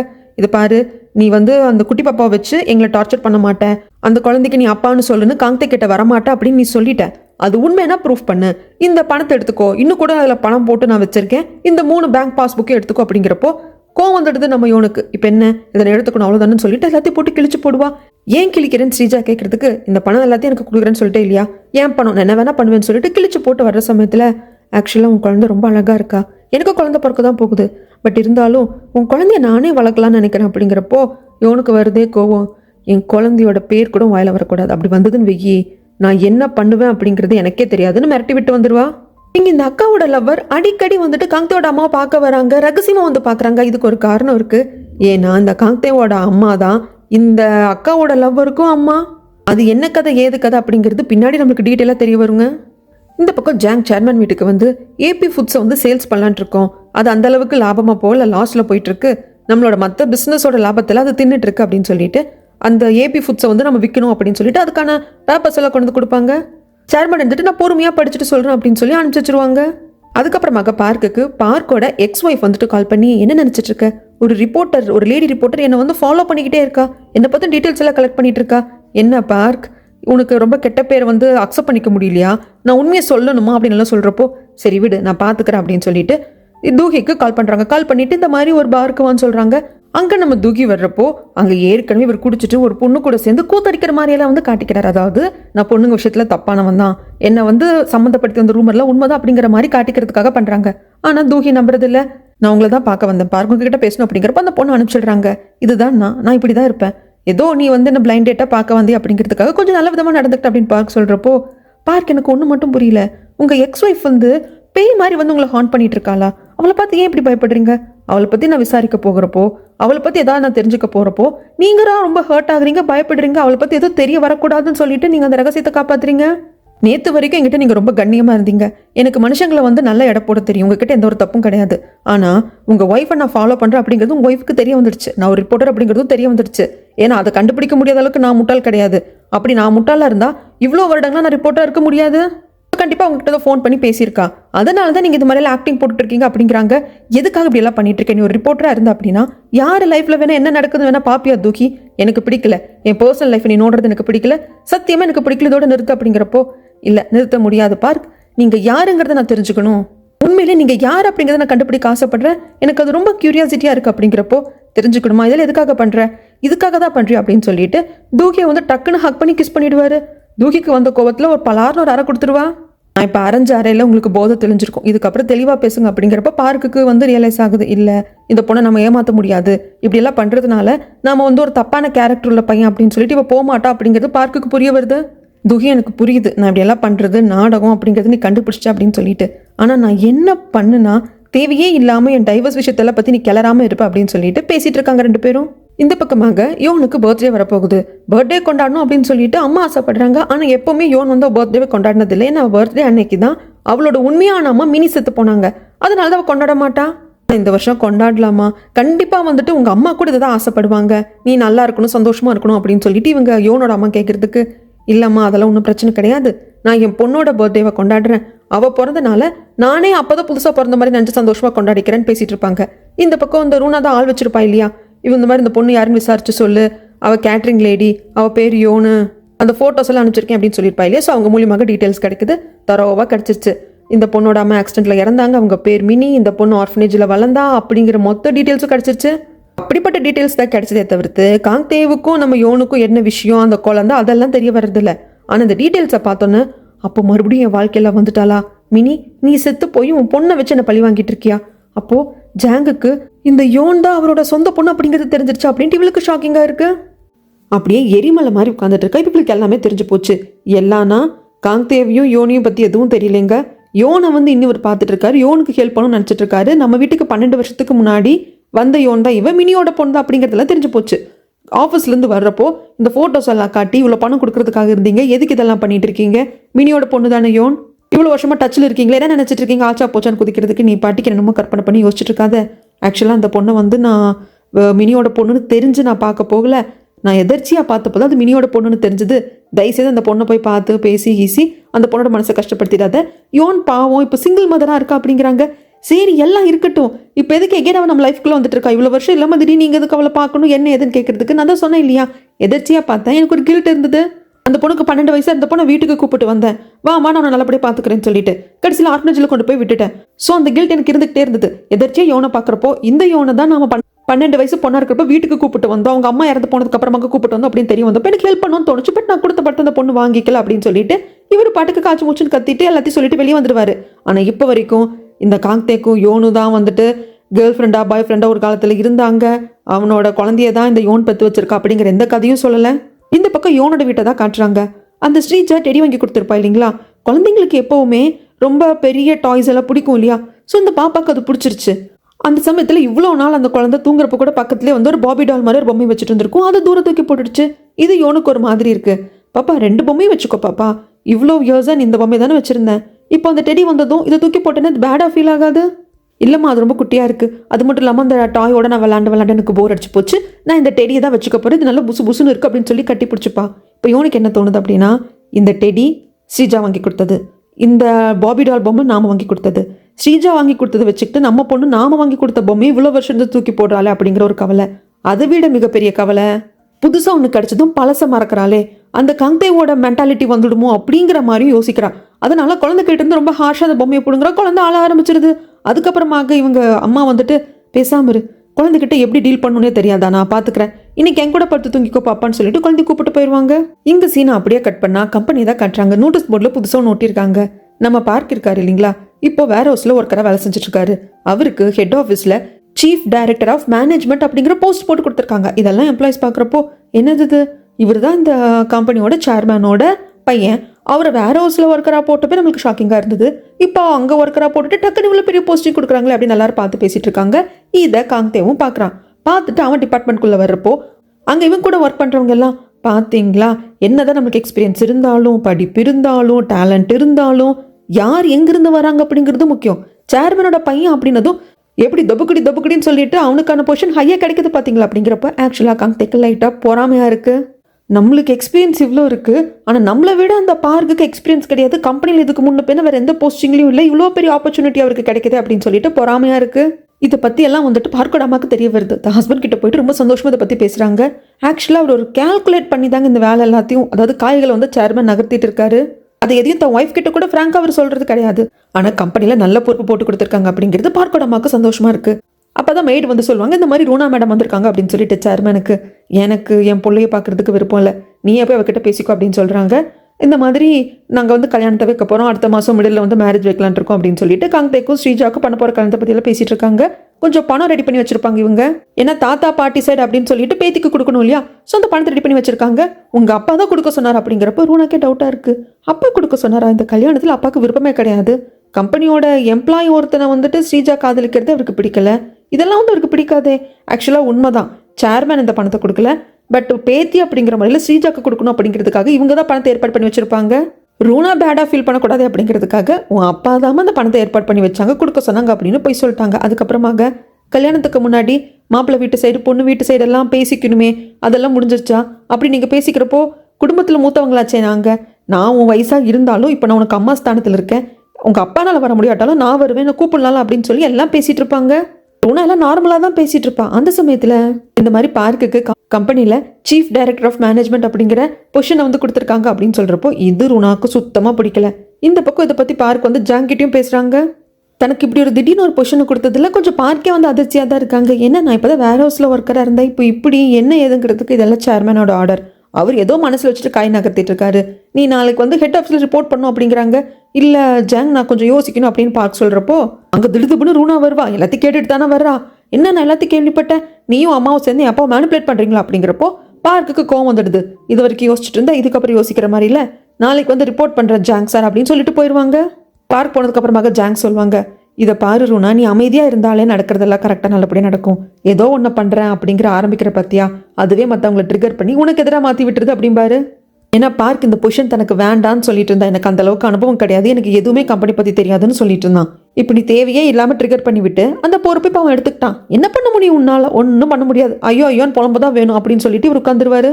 இங்கே தூகி அந்த பார்க்கோட எக்ஸ் ஒய்ஃப் இருக்காங்க இல்லைங்களா, அவங்க இன்னும் ஃபாலோ பண்ணிட்டு இருக்காங்க. இன்னும் ஏதோ தெரிஞ்சுக்கணும்னு நினச்சிட்டே இருக்காங்க. அந்த லேடி வந்துட்டு, நீ ரிப்போர்ட்டர்னு எனக்கு தெரியும், தேவையே இல்லாமல் என் அனுமதி இல்லாமல் என்ன ஃபாலோ பண்ணிட்டு இருந்தேன், போலீஸ் கம்ப்ளைண்ட் கொடுத்துரும் அப்படின்னு போகிறப்போ போலீஸ் கம்ப்ளைண்ட் அப்புறம் கொடுக்கலாம், மிஸ்டர் பார்க்க உனக்கு தெரியுமா அப்படின்னு சொல்லிட்டு அப்படி மாதிரி நக்கலாக சிரிப்பாங்க தூகி. அவள் அப்படியே முறைச்சு பார்ப்பா. இங்கே சீன் அப்படியே கட் பண்ணா காங்தோட ஃப்ளாட்டுக்கு வந்துட்டு சாப்பிட்றதுக்கு கொஞ்சம் ஐட்டம்ஸ் எல்லாம் வாங்கிட்டு வந்திருப்பா. அதெல்லாம் வைக்கிறப்போ அங்கே ஒரு பேக் இருக்கும்.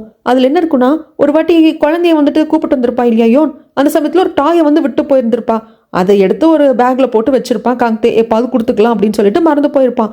அதை பார்த்தது இவளுக்கு கோவம் வருது. அவனால் எதையும் விட்டு வெளியே வர முடியல, இதை ஈஸியாக குப்பையாக நினச்சி வீச முடியல அப்படின்னு சொல்லிட்டு இப்படி பொறுப்பிட்டே இருக்கிறப்ப காங்தே வருவாங்க. வந்ததும், என்னது காங்தே அப்போ நீ எதுவும் கிவ் அப் பண்ணலை, யோனே உனக்கு கிவ் அப் பண்ணாலும் நீ கிவ் அப் பண்ண முடியல. ஏன்னா உன் குழந்தைய பெற்று வச்சிருக்கா. எப்படி இருந்தாலும் 2 பேர் ஏதோ வகையில் கனெக்ட் ஆயிருக்கீங்களா அப்படிங்கிறப்போ, ஏய் குழந்தை அன்னைக்கு வந்தப்போ இங்கே விட்டுட்டு போயிடுச்சு, நான் அவளுக்கு எப்போது கொடுத்துடலாம் தான் வச்சிருக்கேன். சரி நீ போய் கொண்டே கொடுக்குறேன் அப்படிங்கிறப்போ ஒன்றும் தேவை கிடையாது, நான் கொடுத்துக்கிறேன். இதுக்கப்புறம் நீ எதுக்காக அவங்கள மீட் பண்ணக்கூடாது அப்படின்னு சொல்லிட்டு இவன் வீட்டுக்கு எடுத்துகிட்டு வந்துடுவா. ஆக்சுவலி இதை தூக்கி போட்டலாம் அப்படிங்கிற மைண்டு தான் ஸ்ரீஜாக்கு.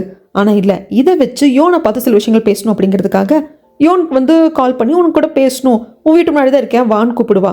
யோனு என்ன எதுன்னு வந்து கேட்கறதுக்கு வெளியே அப்படி சில்லுன்னு இருக்கு, எங்கேயாவது போய் காஃபி சாப்பிட்டு பேசலாமா அப்படிங்கிறப்போ யோன் வீட்டுக்கே கூப்பிட்டு வந்துடுவா. வீட்டில் யாருமே கிடையாது. ஏன்னா அவங்க வச்சிருக்கிற அந்த சிக்கன் ரெஸ்டாரண்ட் இருக்கு இல்லைங்களா, அங்கே தான் குட்டி பாப்பா அக்கா தங்கச்சி அம்மா எல்லாரும் அங்கே இருப்பாங்க. வீட்டில் யாரும் இல்லை அப்படிங்கிறதுனால எங்கேயோ போகிறதுக்கு இவளை வீட்டுக்கே கூப்பிட்டு வரலான்னு சொல்லிட்டு வீட்டுக்கு கூப்பிட்டு வந்து, பாரு என் வீட்டில் வேறு யாரும் இல்லை, காஃபியை குடிச்சிட்டு ஒழுங்கு என்ன சொல்ல வந்து சொல்லிட்டு கிளம்பு அப்படிங்கிறப்போ, இது குட்டி பாப்பாவோடது, காந்தி வீட்டுக்கு வந்தப்போ விட்டுட்டாங்களாமே, இதை வச்சுக்கோ அப்படிங்கிறாங்க. சரி இதை கொடுக்குறதுக்கு தான் இப்படி வந்தியா? ஆமாம், இதை தூக்கி கூட நான் போட்டிருக்கலாம், ஆனால் கட் பண்ணுறப்போ எல்லாத்தையும் ப்ராப்பராக கட் பண்ணும் இல்லையா, அதனால தான் நானே வந்து கொடுக்க பார்த்தேன். நீ வந்து என்ன டிஸ்டர்ப் பண்ண மாட்டே அப்படின்னு சொல்லிட்டு காந்தே கிட்ட, அது ஓகே. ஆனால் குழந்தை விஷயத்தை பற்றி யோசிக்கிறப்போ, குழந்தை அப்படிங்கிறப்போ அவனோட குழந்தை அப்படிங்கிறப்போ என்னைக்கு இருந்தாலும் காந்தேக்கு வந்து அந்த பாசம் இருந்துக்கிட்டே தானே இருக்கும். அதனால உங்கள்கிட்ட ஒன்று கேட்குறேன், குழந்தைய பார்க்கறதுக்காக காந்தே வந்தால் கூட அவனை நீ ஸ்டாப் பண்ணு, குழந்தைய பார்க்க அனுமதிக்காத அப்படிங்கிறப்போ, ஸ்ரீஜா அது ஏன் வேலை கிடையாது, அது உன்னோட வேலை. நீ போய் காந்தே கிட்ட பேசு, கெஞ்சு கூத்தாடு கொஞ்சம் என்னமோ பண்ணு, ஆனால் என்னையும் குழந்தையும் வந்து பார்க்காத அப்படின்னு சொல்கிறது உன்னோட பொறுப்பு, உன்னோட வேலை. அதை விட்டுட்டு அவன் வந்தாலும் நீ அவனை பார்க்காதேன்னு சொல்கிறதெல்லாம் என்கிட்ட நீ சொல்லக்கூடாது. அவ்வளோதான், டைம் ஆயிடுச்சு, வந்த வேலை முடிஞ்சிருச்சுல, என் வீட்டில் எல்லாரும் வந்துடுவாங்க, நீ கிளம்பு அப்படின்னு சொல்லிடுவா. சரி நான் பார்த்துக்கிறேன் அப்படின்னு ஸ்ரீஜா அங்கிருந்து வந்துடுவா. அடுத்த நாள் பார்க் வந்துட்டு கம்பெனியில் அவரோட போஸ்டிங்கில் ஜாயின் பண்ணுறதுக்கு வந்துட்டாரு. பார்க்கை பார்க்குறப்போ காந்தேக்கு ரொம்ப இன்செக்யூர்டாக இருக்குது. ஆனால் அவன் முகத்தில் அப்பட்டமாக தெரியுது. கம்பெனிக்கு வந்ததும் அவருக்கு வர ஃபர்ஸ்ட் கால் அவங்க எக்ஸ்ஒய்ஃப் கிட்ட இருந்து, அந்த ரிப்போர்ட்டர் பொம்பளை இன்னும் வந்து ஃபாலோ பண்ணிகிட்டே இருக்கா, இந்த வாட்டி உன் பேரை தான் சொல்கிறா, அப்போ நீ தான் அனுப்பிச்சு வச்சிருக்கியா, ஏன் இப்படி எல்லாம் பண்ணுற அப்படின்னு கேட்குறப்போ, சரி சரி நான் பார்த்துக்கிறேன் அப்படின்னு சொல்கிற உடனே தூஹிக்கு கால் பண்ணி, தூஹி அமைதியாக இருக்க மாட்டியா, இதுக்காக அவளை போட்டு டார்ச்சர் பண்ணுற அப்படின்னு கேட்குறாங்க. தூஹிக்கு கோவம் வந்துடுது. அவங்க எக்ஸ்ஒய்ஃபு உன்னை டைவர்ஸ் பண்ணியிருக்கா, உனக்கு சீட்டிங் பண்ணியிருக்கா, உன்னை கல்யாணம் பண்ணிக்கிறதுக்கு முன்னாடியே வேற ஒருத்தங்கிட்ட அவளுக்கு பழக்கம் இருந்திருக்கு, இதெல்லாம் தெரிஞ்சிருந்தோம் நான் போய் அவகிட்ட ஏதாவது பேசினா ஏன் என்ன வந்து திட்டுற சண்டை போடுற அப்படிங்கிறப்ப பார் கால் கட் பண்ணிடுவாங்க. தூக்கிக்கு புரியல, அந்த பொம்பளை என்ன அந்த எக்ஸ்ஒய்ஃப் அவ்வளோ வருத்தா, அவளை ஏதாவது நான் போய் பார்த்து பேசினா ஏன் பார்க்கு இவ்வளோ கோவப்படுறான் அப்படிங்கிறது தூக்கிக்கு புரியவே இல்லை. இங்கே ரூனாக்கு மண்டக்குள்ளே ஓடிக்கிட்டே இருக்கு. ஆக்சுவலாக எதுக்காக அந்த யோன் வந்து கேட்ரிங் ரிலேட்டியாக நம்ம வீட்டுக்குள்ளே வந்தா, தெரிஞ்சு வந்தாளா, அவளுக்கு ஒரு வேளை ஜாங்கு தான் அவளோட உண்மையாக நாப்பான்னு தெரிஞ்சு போச்சா, ஆனால் ஜாங்குக்கு தெரியலையே, அவளுக்கு உண்மை தெரிஞ்சிருந்தா ஜாங்குக்கு சொல்லியிருப்பாளே, ஆனால் ஜாங்கு போய் பணமெல்லாம் கொடுத்துருக்காரே, அப்படியே ஒரு மண்டைக்குள்ளே குழப்பமாக இருக்குது. சரி அவள் சிங்கிள் மதராக இருக்கா, அதனால தான் பாவப்பட்டு பணம் கொடுத்தா வேண்டான்னு சொல்லிட்டான்னு ஜாங் சொன்னார் இல்லையா, அதை காரணம் காட்டி எப்படியாவது நம்ம அவகிட்ட இதை வச்சு பேசலாம் அப்படின்னு சொல்லிட்டு குழந்தைய ஸ்கூலுக்காக கூப்பிட்டு போயிருக்கிறப்பவே யோனை பார்க்கறதுக்காக வந்துடுவா.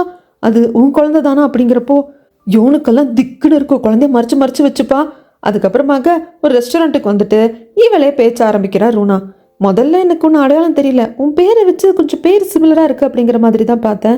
அப்புறம் தான் தெரிய வருது 20 வருஷத்துக்கு முன்னாடி 12 வயசு பிள்ளையா இருந்தப்போ எங்கள் வீட்டுக்கு வந்த யோன் தான் நீ அப்படிங்கிறது அப்புறம் தான் புரிஞ்சுது. அது மட்டும் இல்லாமல் இதை பற்றி நான் என்னோட ஹஸ்பண்ட் ஜங் கிட்ட கேட்டப்போ 20 வருஷத்துக்கு முன்னாடி உன்னை ஆர்ஃபனேஜில் கொண்டு விட்டுட்டாங்க, அதுக்கப்புறம் ஒரு ஃபேமிலி வந்து உன்னை அடாப்ட் பண்ணிக்கிச்சாமே, இதெல்லாம் என் ஹஸ்பண்ட் சொன்னார். ஸோ எங்கள் வீட்டில் இருந்து ஆர்ஃபனேஜில் போனதுக்கப்புறம் தான் இப்போ இருக்கிற அந்த நல்ல ஃபேமிலி உனக்கு கிடச்சிருக்கு அப்படிங்கிறதுனால ஒரு நன்றி கடனுக்காக தான் எங்கள் வீட்டுக்கு நீ வந்தியாமே கேட்ரிங் ஒர்க் பண்ணுறதுக்கு, அப்படி தான் என் ஹஸ்பண்ட் சொன்னார் அப்படின்ட்டு இந்த ரூனாவை ஒரு கதையை கட்டுறா. ஆனால் வந்து சிரிப்பு வந்துடுது உனக்கு. இதை பாருங்க, நானாக உங்களை தேடி வரல, நீங்கள் தான் என்னோட அட்வர்டைஸ்மெண்ட் பார்த்துட்டு என்னோட பொண்ணுக்கு வந்துட்டு நல்லா குக் பண்ணி கொடுக்க முடியுமா அப்படின்னு சொல்லிட்டு என்னோட கேட்ரிங் சர்வீஸை புக் பண்ணிங்க அப்படிங்கிறாங்க. ஃபர்ஸ்ட் டைம் ஓகே, ஆனால் செகண்ட் டைம் நீயா தான் வீட்டுக்கு வந்த, நீயா வந்து சமைச்சு வச்ச, ரொம்ப ஸ்ட்ரேஞ்சாக நடந்துக்கிட்ட அப்படிங்கிறாங்க. இதுக்கு யோன் கிட்ட இருந்து எந்த ஒரு பதிலும் இல்லை. இதை பாருங்க, ரொம்ப நன்றி, நீங்கள் ஆர்ஃபனேஜுக்கு என்னை கொண்டு போய் விட்டதுனால தான் எனக்கு ஒரு நல்ல ஃபேமிலி கிடச்சிது, நான் ரொம்ப சந்தோஷமாக இருக்கேன். இல்லைன்னா உங்கள் வீட்லேயே இருந்து எனக்கு ஃப்யூச்சர் இல்லாமல் போயிருக்கோம் அப்படிங்கிறப்போ நான் பார்த்த அந்த 12 வயசு பொண்ணாக இருக்கிறப்போ இவ்வளோ ரூடாக இருந்தேன், நீ அப்படியே தான் இருக்க, மாற்றமே இல்லை.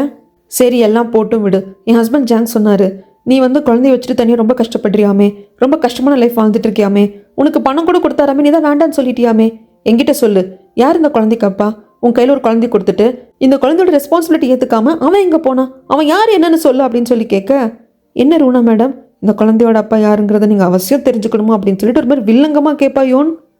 இந்த குழந்தையோட அப்பா யார் என்னன்னு தெரிஞ்சுட்டு நீங்கள் என்ன பண்ண போகிறீங்க அப்படின்னு சொல்லிட்டு கேட்குறதுக்கு ரூனா சொல்லுவா, எனக்கும் பொண்ணு இருக்குது, என்னால் ரிலேட் பண்ணிக்க முடியுது, இப்படி உனக்கு குழந்தை கொடுத்துட்டு அவன் எங்கே போனால் ஏது போனால் ரெஸ்பான்சிபிலிட்டி எடுத்துக்காமல் இருக்கிறப்போ நீ யார் என்னன்னு சொல்லு, அவனை எகெயின் உன் கூட சேர்த்து வைக்கிறதுக்கு என்னால் முடிஞ்ச ஹெல்ப் பண்ணுறேன் அப்படின்னு இந்த விஷயத்த கொஞ்சம் ஜென்யூனாக தான் சொல்கிறாங்க. ஏன்னா மினிஸ் ஆகிறதுக்கு ஒரு வகையில் இவங்க தானே காரணம். இப்படி யோனுக்கு ஹெல்ப் பண்ணி அதை வந்து கொஞ்சம் ஈடு கட்டிக்கலாம் அப்படின்னு பார்க்குறாங்க போல இருக்குது. ஆனால் யோன் இருந்துட்டு அது உங்களால் முடியாது, ஏன்னா அந்த ஆள் இறந்து போயிட்டான், என் குழந்தையோட அப்பா சுற்று போயிட்டான் அப்படின்னு சொல்லிட்டு ஒரே பேச்சு முடிச்சிருவா. ரூனாக்கு கொஞ்சம் கஷ்டமாக இருக்கும். சாரி, என்ன வந்து மன்னிச்சிரு. சரிந்தா, என்னோட ஹஸ்பண்ட் வந்து உனக்கு பணம் கொடுக்கணும்னு நினச்சாராமா, ஆனால் உனக்கு வந்து தன்மானம் ஜாஸ்தி, நீ ஏற்றுக்கல. பட் இந்த பணத்தை வந்து நான் கொடுக்குறேன், நீ எடுத்துக்கோ. இதுக்கப்புறமாக நம்ம ஒருத்தரை பார்க்காம இருக்கிறது நல்லது அப்படிங்கிறப்போ, இதை பாருங்கள், உங்கள் பொண்ணு ஸ்ரீஜாக்கு கல்யாணம்னு கேள்விப்பட்டேன், அதில் நிறைய செலவு இருக்கும், அந்த செலவுக்கு இந்த பணத்தை வச்சுக்கோங்க அப்படின்னு சொல்லிட்டு யோன் வந்துடுவா. வந்ததுக்கப்புறம் அடடே இப்படி காந்தேவை செத்து போயிட்டோம் அப்படிங்கிற மாதிரி சொல்லிட்டோமே, இல்லை அது நல்லது தான், அப்படி சொன்னது தான் சரி. இதுக்கப்புறம் என் லைஃப்பை பொறுத்த வரைக்கும் அவன் செத்து போனவன் தான், அவங்ககிட்ட தனக்கு எந்த ஒரு காண்டாக்டும் வேண்டாம் அப்படின்னு சொல்லிட்டு அவன் மனசுக்குள்ளே நினச்சிப்பா. வீட்டுக்கு வந்ததும் ஸ்ரீஜா கிட்ட ரூனா சொல்லு, ஸ்ரீஜா ஐயோ ஆமாம்மா அப்படின்றவா, நீ எப்படிம்மா கண்டுபிடிச்ச அப்படின்னு சொல்லி கேட்குறதுக்கு, ஆரம்பத்தில் கேட்ரிங் சர்வீஸ் பண்ணுறதுக்காக நம்ம வீட்டுக்கு வந்தப்போ எனக்கு சந்தேகம் வரலடி, அதுக்கப்புறம் உங்கள் அப்பா தான் கண்டுபிடிச்சிருக்காங்க அப்படின்னு சொல்லிட்டு எல்லாத்தையுமே ரூனா சொல்லுவா. அது மட்டும் இல்லாமல் அவளை வந்து எனக்கு பார்க்க பிடிக்காது தான், 20 வருஷத்துக்கு முன்னாடி எப்படி இருந்தாலும் அப்படி தான் இருக்கா, அதே ரூட்னஸோட தான் பெரியவ மாதிரி அப்படிங்கிற மாதிரி நடந்துட்டு இருக்கா. ஆனால் என்ன, குழந்தைய வச்சுட்டு சிங்கிள் மாமா இருக்கிறதா பார்க்க கஷ்டமாக இருக்குது அப்படிங்கிறாங்க. அந்த அளவுக்கு அம்மாவுக்கு தெரிஞ்சிருச்சா, அவளுக்கு பெண் குழந்தை இருக்குது அப்படிங்கிறத கூட நீ பார்த்தியாமா அப்படிங்கிறாங்க. பெண் குழந்தையா, நான் குழந்தைன்னு தானே சொன்னேன், அவளுக்கு பொம்பளை புள்ள தான் இருக்குது அப்படிங்கிறது உனக்கு எப்படி தெரியும் அப்படிங்கிறாங்க. இல்லை, நம்ம வீட்டுக்கு கேட்ரிங் சர்வீஸ் பண்ண வந்துடுறப்போ ஒரு டைம் பேசிகிட்டு இருந்தேன், அப்போ யோனுன்னு, அதாவது நம்ம வீட்டில் ஃபஸ்ட்டு இருந்த யோனுன்னு தெரியாமல் பேசினேன், அப்போது எனக்கு ஒரு பெண் குழந்தை இருக்குன்னு சொன்னால் அதை வச்சு சொல்கிறேன் அப்படின்ட்டு எப்படியோ சமாளிச்சிட்டா. நீ ஒன்றும் அவளை பார்க்க போக வேண்டாமா, நீ எதுக்குமா அவளை பார்க்க போகிற, பாரு ஒன்று இன்சல்ட் பண்ணி அனுப்பிச்சிட்டா அப்படின்னு சொல்லிட்டு இவளுக்கு திக்குன்னு இருக்குது. உடனே வந்து ஸ்ரீஜா ரூமுக்கு வந்துட்டு காங்தேக்கு கால் பண்ணால், இவன் எப்போ பார்த்தாலும் வெட்டியாக இருக்கான், அவன் வெட்டியாக இருப்பானா, அவன் ஆஃபீஸில் பிஸியாக இருக்கான். எகெயின் போர்ட் மீட்டிங்கில் ஏபி ஃபுட்ஸ் அப்படிங்கக்கூடிய அந்த கம்பெனியை வந்துட்டு நாம் எப்படி இருந்தாலும் விற்று தீரணும், ஏன்னா அந்த கம்பெனி மற்ற கம்பெனியோட லாபத்தை எல்லாத்தையும் சாப்பிட்டுட்டு இருக்கு அப்படின்னு சொல்லிட்டு ஏற்கனவே ஒரு முடிவெடுத்து வச்சுருப்பாங்க. அதை வந்து இனிஷியேட் பண்ணதே யார், காங்தே தான். அதுக்கு ஜாங்கும் ஓகேங்கிற மாதிரி சொல்லியிருப்பாங்க. இப்போவும் அது சம்மந்தப்பட்ட விஷயம் அந்த மீட்டிங் போயிட்டு இருக்கு. காங்தே சொல்கிறாங்க, ஏபி ஃபுட்ஸ் அப்படிங்கிற கம்பெனி நம்மளுக்கு வேண்டாம், அது நம்ம மற்ற கம்பெனி எல்லாத்தையும் வந்து ரொம்ப லேக் பண்ணுது அப்படின்னு சொல்லிட்டு. ஆனால் இது எல்லாத்தையும் கேட்டதும் ஜாங் வந்து ஓகே ஏபி ஃபுட்ஸை வந்துட்டு சேல்ஸ் பண்ணிக்கலாம் அப்படிங்கிற மாதிரி இருக்காங்க. ஆனால் அங்கே இருக்கிற நம்ம பார்க்குக்கு ஒரு குழந்தைக்கு உடம்பு சரியில்லை அப்படிங்கிறதுக்காக அந்த குழந்தைய கைவிடுறது, அந்த குழந்தைய கொல்றது அப்படிங்கிறது எந்த வகையில் நியாயம்? அந்த குழந்தைக்கு உடம்பு சரியில்லை அப்படின்னா உடம்பு சரியாக்குற வழியை தான் பார்ப்போம். அதே மாதிரி தான் நம்ம நிறைய பிஸ்னஸ் பண்ணுறோம், அதில் ஏபி ஃபுட்ஸும் வந்து ஒரு பிஸ்னஸ்ஸு. அந்த பிஸ்னஸ் சரியாக போகல அப்படின்றதும் உடனே விற்கிறதுல வந்து என்ன மாதிரியான நியாயம் இருக்குது? மற்ற பிஸ்னஸும் ஆரம்பத்தில் இதே மாதிரி நட்டம் கொடுத்துருக்கோம், அதுக்கப்புறம் லாபமாக போகுது இல்லையா? ஸோ ஏபி ஃபுட்ஸுக்கும் வந்துட்டு இன்னும் நம்ம நிறைய டைம் கொடுக்கணும், நிறைய புது ஐடியாஸ் எல்லாம் கொண்டு வரணும், அது க்ரோ ஆகிறதுக்கு நம்ம ஒர்க் பண்ணணும் அப்படின்னு சொல்லுவாங்க. இது மற்ற போர்ட் ஆஃப் மெம்பர்ஸ்க்கும் பிடிச்சிருக்கு, ஜாங்குக்கும் பிடிச்சிருக்கு. இப்படி தனக்கு போட்டியாக பார்க்குன்னு ஒருத்தவங்க இருக்காங்க அப்படிங்கிறதும் அவரோட பேச்சு அப்படிங்கிறது மதிக்கப்படுது அப்படிங்கிறதும் காங்தேக்கு பிடிக்கல. இப்படி காங்தேக்கு கால் பண்ணி பார்த்து வந்து போயிட்டு கடைசியில் ஜாங்குக்கு கால் பண்ணுறா ஸ்ரீஜா. அப்பா இந்த மாதிரிலாம் நடந்திருக்கு, ஆனால் யோன் அப்போ அம்மா மீட் பண்ணியிருக்காங்க, யோன் பெருசாக எதுவும் சொல்லலப்பா, அம்மா பேசுனதுக்கு மட்டும் பதில் சொல்லிட்டு வந்திருக்கா, மற்றபடி காங்தேவை பற்றி குழந்தைய பற்றி எதுவுமே சொல்லலை, ஆனால் என்ன பண்ணுறதுன்னு தெரியலப்பா, பதட்டமா இருக்குது அப்படின்னு சொல்கிறாங்க. இந்த பக்கம் மொட்டை மாடியில் வந்து நின்றுட்டு இருப்பான் காங்தே. அப்பா அந்த இடத்துக்கு வருவார் பார்க்கு, கொஞ்சம் ஃப்ரெண்ட்லியாக பேசலான்னு தான் நினைக்கிறாரு. என்னதான் இருந்தாலும் அக்கா பொண்ணை கல்யாணம் பண்ணிக்க போகிறவங்க இல்லையா, இவருக்கும் மருமக மோர தானே ஆகுது. ஆனால் காங்தேவால் வந்துட்டு பார்க்கு கிட்ட சகஜமாக பேச முடியல. அந்த சமயத்தில் பார்க்கே கேட்டுடுவாங்க, காங்தே என்னை பார்க்குறது, நான் இந்த இடத்துல இருக்கிறது உனக்கு அன்கம்ஃபர்டபுளாக இருக்கா அப்படின்னு சொல்லி கேட்குறப்போ, என்ன இப்படி பேசுகிறீங்க, அது எப்படி நான் சொல்ல முடியும், இது உங்கள் கம்பெனி இல்லையா அப்படிங்கிறாங்க. இல்லை எனக்கு அப்படி ஃபீல் ஆகுது காங்தே, நான் ஒரு இடத்துல இருக்கிறப்ப அந்த இடத்துல ரொம்ப அன்கம்ஃபர்டபுளாக ஃபீல் பண்ணுறேன், அதனால தான் கேட்டேன், மற்றபடி எதுவும் இல்லை, சகஜமாக இரு, என்னோட அக்கா பொண்ணு ஸ்ரீஜாவை நீ கல்யாணம் பண்ணிக்க போகிறேன், ஸோ எங்கள் ஃபேமிலிக்குள்ளே வர போகிறேன், அதனால ரொம்ப ஃப்ரீயாக கம்ஃபர்டபுளாக இரு அப்படின்னு சொல்லிடுறாங்க. நான் ஸ்ரீஜாக்கு அங்கிள்னா உனக்கும் அங்கிள் மாதிரி தான் அப்படின்னு சொல்லிட்டு நல்ல விதமாக தான் பேசி அனுப்பிச்சு வைப்பாங்க. இந்த பக்கம் காங்தே கால் அட்டன் பண்ணதுக்கப்புறமாக ஸ்ரீஜா புலம்பி தள்ளுவா, நீ எதுவும் கவலைப்படாத, கண்டிப்பாக வந்துட்டு யோன் எதுவும் பண்ண மாட்டோம், எதுவும் சொல்ல மாட்டோம் அப்படிங்கிறப்போ எனக்கு பயமாக இருக்குது, நீ என்ன இப்போ கூட யோனோட பக்கம் தான் நீ சைடு எடுக்கிற, அவன் மேலே அவ்வளோ நம்பிக்கை அப்படிங்கிறப்போ ரூமுக்கு வந்து ரூனா எல்லாத்தையும் கேட்டுடுவாங்க. ஏன்னா மாசமாக ஸ்ரீஜா இருக்கிறதுனால டெய்லி மருந்து கொடுப்பாங்க. ஸோ அப்படி வர்றவங்க இதை கேட்டுடுறாங்க. மருந்து கொடுத்துட்டு கேட்குறாங்க, ஆமாம் காங்தே கிட்ட யோனை பற்றி எதுக்கு பேசினேன், காங்தேவுக்கும் யோனுக்கும் ஒருத்தர் தெரிஞ்சிருந்ததா அப்படிங்கிறப்போ, ஐயோ அம்மா ஆக்சுவலாக நம்ம வீட்டுக்கு கேட்ரிங் லேடியாக தானே வந்துட்டு யோன் வந்தா, அதை பற்றி பேசிகிட்டு இருந்தேன், அந்த ஃபுட்டை பற்றி பேசிகிட்டு இருந்தேன், அதனால் யோனோட பேர் எடுத்தேன், நீ ஒட்டு கேட்டியாம்மா அப்படின்னு சொல்லிட்டு அதுக்கு மேலே ரூனா வந்து எதுவும் பேசாமல் ஆஃப் பண்ணிவிடுவா. இந்த பக்கம் தூகி ரிப்போர்ட்டர் தங்கச்சிக்கு எகேன் கால் பண்ணுறாங்க. இந்த மாதிரி நான் ஒரு ஆர்டிக்கல் ரிலீஸ் பண்ணேன் இல்லையா, ஸ்ரீஜாவும் காங்தேவும் கல்யாணம் பண்ணிக்க போகிறாங்க, இது ரிலீஸ் பண்ணாதீங்க அப்படி இப்படின்னு சொன்னேன், யாருக்கும் பிரச்சனை வரும்னு சொன்னேன் இல்லையா, அது யாருக்கு என்னது அப்படின்னு கேட்குறப்போ அது என்னோட அக்காவுக்கு தான்.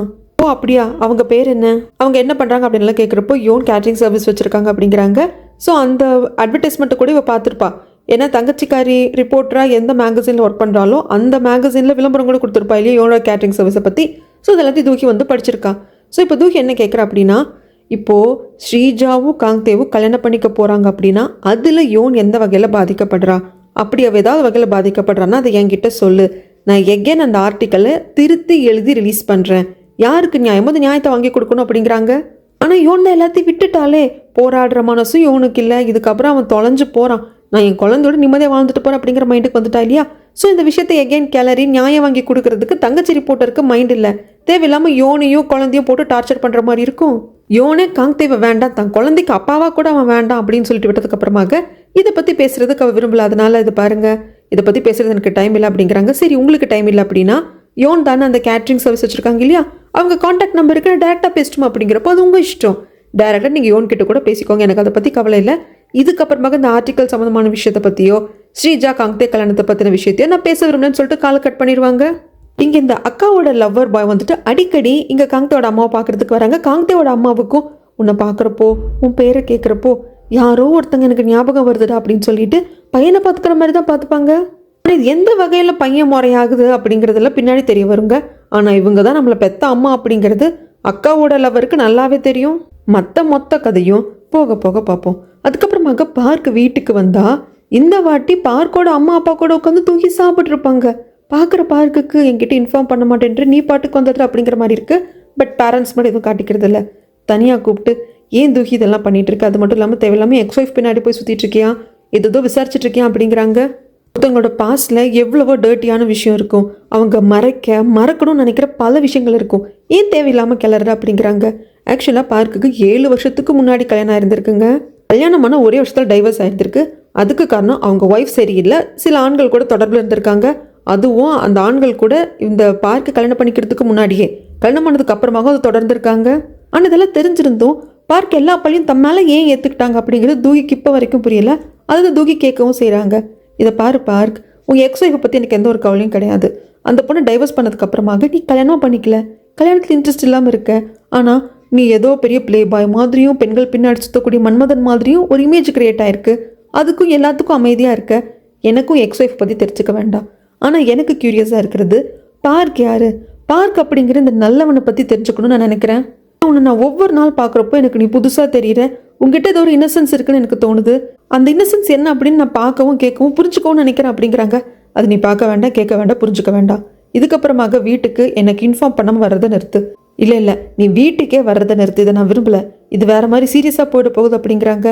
ஏன் எப்படி சீரியஸாக போகும், நம்மளுக்கு உடனே பிடிச்சி கல்யாணம் பண்ணி வச்சுருவாங்களா, ஏன் உனக்கு என்ன பிடிக்கலையா அப்படின்னு கேட்குறப்போ தூகி கேட்ட இந்த கேள்விக்கு பார்க்கு கிட்ட பதில் இல்லை. பார்க் அப்படியே யோசிக்கிறாரு. இல்லை எனக்கு மேலே இன்ட்ரெஸ்ட் இல்லை அப்படின்னு சொல்ல முடியல, எனக்கு ஒன்று பிடிக்கல அப்படின்னு பார்க்கால சொல்ல முடியல. பார்க் அமைதியாக இருக்கிறப்போ தூகிக்கு ஓரளவுக்கு நல்லாவே புரியுது. ஓகே, பார்க்குக்கு நம்மளை பிடிச்சிருக்கு அப்படின்னு சொல்லிட்டு இன்னைக்கு இந்த அளவுக்கு போதும், நான் கிளம்புறேன் அப்படிங்கிறப்போ இரு நானே உன்னை ட்ராப் பண்ணுறேன் அப்படிங்கிறாங்க பார்க். இங்கு சீன் அப்படியே கட் பண்ணால் தூகியோட வீட்டை தான் காட்டுறாங்க. தூகிக்கு பர்த்டே வரப்போகுதுங்க. அதுக்கு இப்போ நம்ம யோனோட கேட்ரிங் சர்வீஸ் தான் ஃபேமஸாக இருக்குது. ஒரு மேகசீனில் பார்த்துருப்பாங்க தூகியோட அம்மா, அதை கொண்டு வந்து காட்டி இவங்கள வந்து வீட்டில் சமைச்சு கொடுக்க சொல்லாமாங்க அப்படின்னு கேட்குறாங்க. அவர் ரொம்ப வந்து பட்டும் படாமல் தாங்க பேசுவாங்க இவங்க கிட்ட. இன்னும் சொல்ல போனால் இவங்க 2 பேரும் ஹஸ்பண்ட் ஒய்ஃப் தான், ஆனால் தனித்தனி ரூமில் தான் படுத்து தூங்குவாங்க. ஓ இஷ்டம் என்னமோ பண்ண அப்படின்ட்டு போயிடுவாங்க. இதெல்லாம் கேட்குறப்ப இவங்களுக்கு ரொம்ப கஷ்டமாக இருக்குது. நல்ல வேலை இந்த வீட்டில் தூகின்னு ஒருத்தி இருக்கா, அவள் மட்டும் இல்லைன்னா இந்த வீடு பாலைவனமாக தான் இருந்திருக்கும் அப்படின்னு சொல்லிட்டு மனசுக்குள்ள நினச்சிக்கிறாங்க. அதுக்கப்புறம் உடனே யோனுக்கு கால் பண்ணுறாங்க. இந்த மாதிரி மேகசீனில் உங்கள் ஃபோன் நம்பர் பார்த்தேன், என்னோட பொண்ணோட பர்த்டே வருது, அப்போ நீங்கள் சமைச்சு கொடுக்கணும் அப்படிங்கிறாங்க. அந்த பர்த்டே எப்போங்க அப்படின்னு டேட் எல்லாம் கேட்குறப்போ அதில் நோட் பண்ணிக்கிறாங்க. உங்கள் பொண்ணுக்கு பர்டிகுலர் என்ன பிடிக்கும் அப்படின்னு சொல்லி கேட்குறப்போ அவளுக்கு எல்லா ஃபுட்டும் பிடிக்கும், ஆனால் கிராப் மட்டும் அவளுக்கு வந்து அலர்ஜி, அது மட்டும் வேண்டாம் அப்படின்னு சொல்லிட்டு அவாய்ட் பண்ண சொல்லிடுவாங்க. ஓகேங்க, நோட் பண்ணிகிட்டே இருக்கிறப்போ யோனுக்கே வந்து அதிர்ச்சியாக இருக்குது, ஆச்சரியமாக இருக்குது. ஏன்னா யோன் பிறந்த அன்னைக்கு தான் தூகியும் பிறந்திருக்கா, அன்னைக்கு தான் பர்த்டே செலிப்ரேட் பண்ணணும்னு சொல்லியிருக்காங்க. யோனுக்கும் கிராப்னா அலர்ஜி, அதே மாதிரி தான் அந்த தூகிக்கும் அப்படின்னு சொல்லிட்டு எல்லாத்தையும் நோட் பண்ணிக்கிறாங்க. அதுக்கப்புறமாக ஓகே பாப்பா போய் தூங்குறப்ப இதுக்கு ஹேர் பேண்டு கழட்டு அப்படிங்கிறப்போ இல்லை அப்பா அனுப்பிச்சி வச்சார், எனக்கு வாங்கி கொடுத்தாரு இல்லையா, நான் போட்டுக்கிட்டே படுத்துக்கிறேம்மா அப்படிங்கிறாங்க. சரி அம்மா அப்புறம் இன்னொன்று, அந்த டெடி கூட நான் படுத்து தூங்கிக்கிட்டுமா, ஏன் உனக்கு அந்த டெடி அந்தளவுக்கு பிடிச்சிருக்கா? ஆமாம்மா அந்த டெடியும் பிடிச்சிருக்கு, அது வாங்கி கொடுத்த அந்த பிரிட்டி லேடி, அதாவது ஸ்ரீஜாவை தான் சொல்லுது இந்த குழந்தை, அவங்களையும் எனக்கு பிடிச்சிருக்கு. ஓ அந்த லேடி அவ்வளோ பிடிச்சிருக்கா? ஆமாம்மா எனக்கு பிடிச்சிருக்கு, ஆனால் உனக்கு தான் பிடிக்கல ஏமா அப்படிங்கிறப்போ, இல்லைடா கண்ணா, அவங்க அழகாக இருக்காங்க அப்படிங்கிறதுக்காக எனக்கு அவங்கள பிடிக்காம போகலை. நான் ஒரு ஏமாளியாக இருந்துட்டேன், அதனால எனக்கு என் மேலேயே கோபம். அந்த கோபத்தை அவங்க மேலே காட்டிட்டேன் அப்படின்னு குழந்தை கட்டி பிடிச்சி, இல்லை இல்லைம்மா அந்த லேடி விட நீ தான் அழகாக இருக்க அப்படின்னு சொல்லிட்டு அம்மாவை சமாதானப்படுத்த, சரி சரி நீ தூங்க அப்படின்னு தூங்க வைக்கிறதுக்கும் காங்தே கிட்டேருந்து கால் வருது. காங்தே வந்துட்டு இந்த மாதிரி வெளியே வெயிட் பண்ணுறா, பார்க்கறதுக்கு வா அப்படிங்கிறாங்க. என்ன எதுன்னு கேட்குறதுக்கு, இல்லை ஸ்ரீஜாவோட அம்மா வந்து மீட் பண்ணாங்களாமே அப்படிங்கிறப்போ, ஓ அதுக்குள்ளே நியூஸ் வந்துடுச்சா, கவலைப்படாத நான் எதுவும் சொல்லலை, நான் சிங்கிள் மாமா இருக்கேன்னு உங்களுக்கு தெரிய வந்திருக்கு. குழந்தையோட அப்பா என்ன எதுன்னு கேட்டாங்க, அவர் இறந்து போயிட்டாருன்னு சொல்லிட்டா, அதில் ஒன்றும் உனக்கு வருத்தம் இல்லையா அப்படிங்கிறாங்க. இல்லை இல்லை நீ அப்படியே சொல்லு, உன்னை பொறுத்த வரைக்கும் நான் செத்தவனாவே இருக்கட்டும் அப்படின்னு சொல்லிட்டு சரின்னு சொல்லிட்டு போக பார்க்குறப்போ, குழந்தை எப்படி இருக்கா அப்படின்னு கேட்க, அவளுக்கு என்ன நல்லா இருக்கா, நீ ஹேர் பேண்ட் வாங்கி கொடுத்தே இல்லையா, அதை தான் போட்டு தூங்குறப்ப கூட கழட்ட மாட்டேன்றா, சரி டைம் ஆச்சு நான் கிளம்புறேன் அப்படின்னு சொல்லிட்டு அங்கேருந்து யோன் வந்துடுவாங்க. இந்த பக்கம் காங்தேவும் வந்துடுவாங்க. கிட்டத்தட்ட அவங்க பிரிஞ்சு நடந்து போகிறத பார்க்குறப்போ, அவ்வளோதான் இதுக்கப்புறம் இவங்க மீட்டே பண்ணிக்க மாட்டாங்கப்பா அப்படிங்கிற மாதிரி தான் இருக்கும். அதுக்கு அடுத்த நாள் கல்யாணத்துக்கு முன்னாடி பொண்ணு வீட்டு சைடு மாப்பிள்ளை வீட்டு சைடு உட்காந்து பேசணும் இல்லைங்களா, ஸோ அந்த விஷயந்தான் நடக்குது. ஜாங்கூருனாவும் வந்துட்டாங்க. காங்தே இங்கே இருக்காங்க. காங்தே உங்கள் அம்மா எங்கே அப்படின்னு கேட்குறதுக்கு, இல்லை நான் கொஞ்சம் பிஸியாக இருந்தேன், எங்கள் அம்மாவுக்கு கால் பண்ணி இந்த அட்ரஸ் கொடுத்துட்டேன், அவங்களே வர சொல்லிக்கிட்டேன், பட் ஸ்ரீஜா தான் இருந்துட்டு நானே போய் பிக்கப் பண்ணிட்டு வரேன்னு சொன்னேன் அப்படிங்கிறப்ப, மாசமாக இருக்கிற பொண்ணுக்கிட்ட வேலை வாங்குறீ அப்படின்னு ரூனா திட்டுறாங்க. இந்த பக்கமாக காங்தேயோட அம்மாவை கூப்பிட்டு ஸ்ரீஜா வந்துட்டா. ஆனால் இந்த அம்மாவுக்கு திடீர்னு பாத்ரூம் வந்துடும், பாத்ரூமுக்குள்ளே போயிடுவாங்க. சரி நீங்கள் பாத்ரூம் போயிட்டு வாங்க அப்படின்னு சொல்லிட்டு ஸ்ரீஜா இந்த ரூமுக்கு வந்துடுவா. எங்கே நீ மட்டும் வர அப்படின்னு கேட்குறதுக்கு, இல்லை காங்தேயோட அம்மா வந்திருக்காங்க, பாத்ரூம் இருக்காங்க அப்படின்னு சொல்ல, சரி நானும் பாத்ரூம் போயிட்டு வரேன் அப்படின்னு சொல்லிட்டு இவங்க வருவாங்க. வந்தவங்க லைட்டாக டச்சப் பண்ணிட்டு இருக்கிற சமயத்தில் காங்தேயோட அம்மா யோனோட அம்மா கிட்ட பேசிகிட்டு இருக்காங்க. யோனோட அம்மா தான் கால் பண்ணியிருப்பாங்க. இதை பாரு, நீ என்கிட்ட $500 பணத்தை வாங்கிட்டு போயிட்டு ஏமாத்திட்டு திருப்பியே கொடுக்கல, ஏதோ என் பொண்ணு யோன் வந்து உன் பையன் காங்தேவை கல்யாணம் பண்ணிக்க போகிறான் அப்படிங்கிறதுக்காக அதை பற்றி நான் பெருசாக எடுத்துக்கல, இப்போ எதுக்கடி நான் பெருசாக எடுத்துக்காம விடணும், எனக்கு வட்டி முதலமாக என் காசு வேணும் அப்படிங்கிறப்போ, கொடுக்குறேன், 2 மடங்காக வட்டி கூட போட்டு கொடுக்குறேன், ஆனால் ஞாபகம் வச்சுக்கோ என் பையன் காங்தேக்கு கல்யாணம் நடக்க போகுது, அந்த சமயத்தில் யோனால் எந்த பிரச்சனையும் வந்துடக்கூடாது, நீ தான் யோனை கரெக்டாக பார்த்துக்கணும், காங்தேவுக்கும் யோனுக்கும் இருக்கிற விஷயம் யாருக்கும் தெரிஞ்சிடக்கூடாது, புரிஞ்சுதா அப்படின்னு சொல்லிட்டு காலை கட் பண்ணேன். எல்லாத்தையும் ரூனா கேட்டுட்டா. என்னடா பாத்ரூம் போனால் நம்ம அம்மாவையும் காணோம் காங்தேவோட அம்மாவையும் காணும்னு ஸ்ரீஜா பார்க்க வர, ரூனா அப்படியே கொலவெறியா பாப்பா. அப்புறம் பாத்ரூம்லேருந்து காங்தேவோட அம்மாவும் வருவாங்க. வாங்க எல்லாரும் போகலாம் அப்படிங்கிறப்போ, ரூனாவுக்கு செம கோபத்தில் ஸ்ரீஜாவை தனியாக கூப்பிட்டு வந்துடுவாங்க. வாடி உங்ககிட்ட பேசணும் அப்படிங்கிற மாதிரி. அதுக்கப்புறம் தான் காங்தேவோட அம்மாவுக்கு சென்ஸ் ஆகும், ஐயோ பாத்ரூமில் உட்காந்து நம்ம யோனோட அம்மா கிட்ட பேசணுமே, அது ஒரு வேலை ஸ்ரீஜாவோட அம்மா கேட்டிருப்பாங்களா அப்படிங்கிற டவுட் வருது. ஐயோ அப்படி கேட்டிருந்தாலும் யோனை பற்றி அவங்களுக்கு என்ன தெரியும், ஒன்றுமே தெரியாது, யோனுங்கிற பேர் கேட்குறப்ப அவங்க ஏன் இவ்வளோ வந்து சந்தேகப்படணும் அப்படின்ட்டு அவள் யோசிக்கிறா ஒரு பக்கம். இங்கே கூப்பிட்டு வந்து, காங்தேக்கு யோனுக்கு என்னடி சம்மந்தம், இந்த அம்மா பாத்ரூம் உட்காந்து என்னமோ பேசிச்சு அப்படிங்கிறப்போ, ஐயோ அம்மா காங்தேவும் யோனும் ஸ்கூலில் ஒன்றா படித்தவங்கம்மா, அவ்வளோதான், அது உனக்கு எப்போ தெரியும், அம்மா எனக்கே ரீசெண்டாக தான்மா தெரிஞ்சுது, இல்லை வேற என்னமோ இருக்குது, ஏதோ சஸ்பீஷியஸாக இருக்குது, உங்கள் கல்யாணம் முடிகிற வரைக்கும் யோனை பத்திரமா பார்த்துக்கோ, அவள் எந்த ஒரு பிரச்சனையும் பண்ணிடக்கூடாது அப்படிங்கிற மாதிரி காங்தேவோட அம்மா யார்கிட்ட பேசிட்டு இருந்தாங்களே அப்படிங்கிறாங்க. அம்மா நான் ஏமா போய் சொல்ல போகிறேன், அதெல்லாம் கிடையாதுமா, நீ ஏதாவது அரையும் குறையுமா ஒட்டு கேட்டுட்டு ஏமா இப்படியெல்லாம் பேசிகிட்டு இருக்க அப்படின்னு சொல்லிட்டு என்ன சமாளித்தாலும் இல்லை, ரூனாக்கு டவுட் வந்துடுச்சு, ரூனாக்கு அந்த மைண்டே போயிடுச்சு, இதுக்கப்புறமாக இங்கே உட்காந்து சாப்பிட்றதுக்கு சம்மந்தம் பேசுறதுக்கு எனக்கு மைண்ட் இல்லை அப்படிங்கிறாங்க. ஆனால் ஸ்ரீஜா எப்படியோ பேசி சமாளித்து வாமா அப்படின்னு சொல்லி கூப்பிட்டு வந்துடுறாங்க. அப்புறம் எல்லாரும் சாப்பிட ஆரம்பிக்கிறாங்க. இந்த காங்தேவோட அம்மா லைட்டாக குடிக்கிறாங்க, கொஞ்சம் அது ஓவர் ஆகிடுது, அதில் உளர ஆரம்பிச்சிடுறாங்க. ஸ்ரீஜா வேற ப்ரெக்னெண்ட்டாக இருக்கா, சீக்கிரம் கல்யாணம் வைக்கிறது நல்லது தான், அடுத்த மாதத்துல ஒரு நல்ல டேட்டை பார்த்துருக்கீங்க இல்லையா, சீக்கிரம் பண்ணிடலாம், அது மட்டும் இல்லாமல் என் பையன் அடுத்த குழந்தையும் சீக்கிரம் கொடுத்துட்டான் பாருங்களேன் அப்படிங்கிறாங்க. இது வந்து சுருக்குங்கிட்டு இருக்கு யாருக்கு, ரூனாக்கு அடுத்த குழந்தையா என்ன சொல்கிறீங்க அப்படிங்கிறப்போ சுதாரிச்சுக்கிறா காங்தேவோட அம்மா, அதாவது அடுத்தடுத்த குழந்தை இதே மாதிரி பெற்றுக்குவாங்கன்னு சொல்ல வந்து அப்படின்னு சொல்லி சமாளிக்கிறா. ஆனால் ரூனா வந்து சென்ஸ் பண்ணிட்டா, ஓகே இந்த லேடிக்கு கொஞ்சம் சரக்கு அதிகமாக ஊற்றி கொடுத்தா இந்த லேடி உளறிடுவா அப்படின்னு சொல்லிட்டு, இந்தாங்க நான் உங்களுக்கு ட்ரிங்க்ஸ் ஊற்றுறேன் அப்படின்னு சொல்லிட்டு இவங்களே ட்ரிங்க்ஸ் ஊற்றுறாங்க. வேறு வழி இல்லாமல் காங்தேவோட அம்மாவும் குடிக்கிறாங்க. இது பாருங்கள், நம்ம பசங்க கல்யாணம் பண்ணிக்க போகிறாங்க, எல்லாத்தையும் நம்ம தெளிவாக பேசிக்கணும், என் பொண்ணுக்கு ஆல்ரெடி கல்யாணம் ஆகி 6 மாதத்தில் டைவர்ஸ் வாங்கிட்டா, அது உங்களுக்கு ஓகேவா அப்படின்னு கேட்குறதுக்கு, என்ன சம்மந்தி இப்படி பேசுகிறீங்க, இந்த காலத்தில் டைவர்ஸ் எல்லாம் சாதாரண விஷயம், அதெல்லாம் ஒன்றும் பிரச்சனை இல்லை அப்படிங்கிறாங்க. அச்சோ இவ்வளோ பெருந்தன்மையாக எடுத்துக்கிறீங்க, சரி இப்போ நான் உங்ககிட்ட ஒரு கேள்வி கேட்கணும் அப்படிங்கிறப்போ, காங்தேவோட அம்மா இப்போ நல்லா குடிபோதில் இருக்காங்க. ஐயோ சம்மந்தி கேளுங்க, நீங்கள் என்ன கேட்டாலும் நான் கரெக்டாக ஆன்சர் பண்ணுவேன், நம்மளுக்குள்ள சீக்ரெட்டே கிடையாது அப்படிங்கிறப்ப எல்லாருக்கும் திக்கு திக்குன்னு இருக்குது. காங்தே அவங்க அம்மாவை ஹேண்டில் பண்ணும் அப்படிங்கிறதுக்காக, அம்மா பேசாமல் இருமா அப்படிங்கிற மாதிரி அந்த கிளாஸை பிடிச்சிழுது அது கொட்டுற மாதிரி செஞ்சுருவான். ரூனாக்கு கோவம் வந்துடும். பெரியவங்க பேசிகிட்டு இருக்கிறப்போ ஏன் காங்தே தேவையில்லாமல் பண்ணுறா அப்படிங்கிறாங்க. ஆனால் காங்தே வாண்டடாக அவங்க அம்மா பேசாமல் தடுக்கிறதுக்காக தான் இதை பண்ணுறா அப்படிங்கிறது ரூனாக்கு புரியுது. அவ்வளோதான், பேசியெல்லாம் முடிச்சாச்சு, எல்லோரும் வீட்டுக்கு கிளம்பிடுறாங்க. காங்தே அவங்க அம்மா வீட்டில் கொண்டு வந்து விட்டுட்டு, அம்மா என்னோட கல்யாணம் முடிச்சதும் எனக்கு ஒரு நல்லது பண்ணுறியா? என்னடா கண்ணா, நீ சியோவில் விட்டு போயிடு. ஏன்டா இப்படி பேசுகிற? நீ இருக்கிறது தாமா எனக்கு மிகப்பெரிய குடைச்சலே. பணம் கொடுக்குற, தயவுசெய்து சியோவில் விட்டு போயிடு அப்படின்னு சொல்லிட்டு அங்கேருந்து போயிடுவான். அப்படி நான் என்ன பண்ணிட்டேன்? நான் பாட்டுக்கு தான் இருக்கேன், நானும் எங்கேயும் போக மாட்டேப்பா, இங்கே தான் இருப்பேன் அப்படின்னு சொல்லிட்டு அந்த அம்மா அவளுக்குள்ளேயே சொல்லிக்கிறா. அதுக்கப்புறமாக காந்தி அவரோட ஃப்ளாட்டுக்கு வர்றப்போ மெசேஜ் அனுப்புகிறா ஸ்ரீஜா. ஆக்சுவலாக அவங்க அம்மா பாத்ரூமில் பேசினதை எங்கள் அம்மா வந்து கேட்டுட்டாங்க. ஸோ உனக்கும் யோனுக்கும் என்ன மாதிரியான ரிலேஷன்ஷிப் அப்படிங்கிற மாதிரி என்கிட்ட கேட்டாங்க. நான் வந்து சொன்னேன், காங்தேவோட அம்மாவுக்கு யோனை தெரியும், அவ்வளோதான் அப்படிங்கிற மாதிரி சொல்லி வச்சுருக்கேன். அதனால் இதெல்லாம் ஒரு பெரிய பிரச்சனை இல்லை, நீ மனசில் எதையும் போட்டு குழப்பிக்காது, எல்லாத்தையும் நான் சமாளிச்சுக்கிறேன் அப்படிங்கிறாங்க. ஆனால் காங்தேக்கு ஒன்றை மறைக்க அப்படின்ட்டு போய்கிட்டே இருக்குது. அது அவனுக்கு அப்படியே பயங்கரமாக வந்து அப்படி எரிச்சலாக இருக்குது. இந்த பக்கம் ரூனாவை தான் காட்டுறாங்க. எல்லாரும் தூங்கினதுக்கு அப்புறமாக கிச்சனில் தனியாக உட்காந்துட்டு கணக்கை கூட்டி கழிச்சு போட்டு பார்க்குறாங்க. ஒருவேளை காங்தேவுக்கும் யோனுக்கும் ஏதோ ரிலேஷன்ஷிப் இருக்குது, அது மூலியமாக பிறந்த குழந்தைதானோ அப்படின்ட்டு யோசிக்கிறாங்க. கிட்டத்தட்ட சரியாக கெஸ் பண்ணிட்டாங்க. ஆனால் அப்படி இருக்கவே கூடாது அப்படின்னு பயப்படவும் செய்கிறாங்க. இந்த பக்கம் தூகியோட வீட்டை தான் காட்டுறாங்க. அக்காவோட லவர்னு சொல்லியிருந்தேன் இல்லைங்களா, தூகியோட வீட்டில் டிரைவராகவும் வேலை பார்ப்பாங்க, சின்ன சின்ன வேலையும் பார்ப்பாங்க. ஆனால் வேலை செய்கிற பையன் மாதிரி நடத்த மாட்டாங்க, சொந்த பையன் மாதிரி தான் நடத்துவாங்க. எல்லாரும் ஒன்றாவது உட்காந்து சாப்பிட்ருப்பாங்க. அந்த சமயத்தில் இவர் கேட்பார் மிஸ்டர் பீக்கு, ஏமா தூகி நீ பாட்டுக்கு பொசுக்குன்னு பார்க் வீட்டுக்கு போகிற, சாப்பிட போகிற, பார்க்க ஏமா இன்வைட் பண்ணக்கூடாது அப்படிங்கிறப்போ, அப்படியாப்பா இன்வைட் பண்ணட்டுமா, நாளைக்கு இன்வைட் பண்ண அப்படிங்கிறாங்க. ஆக்சுவலாக பார்க் வந்து தூகி கல்யாணம் பண்ணிக்கிறதுல தூகியோட அம்மாவுக்கு வந்து இன்ட்ரெஸ்ட் இல்லை. அவன் ஏற்கனவே டைவர்ஸ் ஆனவன் அப்படிங்கிறதெல்லாம் அந்த மைண்டில் இருக்குது. பட் இருந்தாலும் தூகிக்கும் பிடிச்சிருக்கு, தூகியோட அப்பாவுக்கும் பிடிச்சிருக்கு அப்படிங்கிறப்போ ஒன்றும் பண்ண முடியல.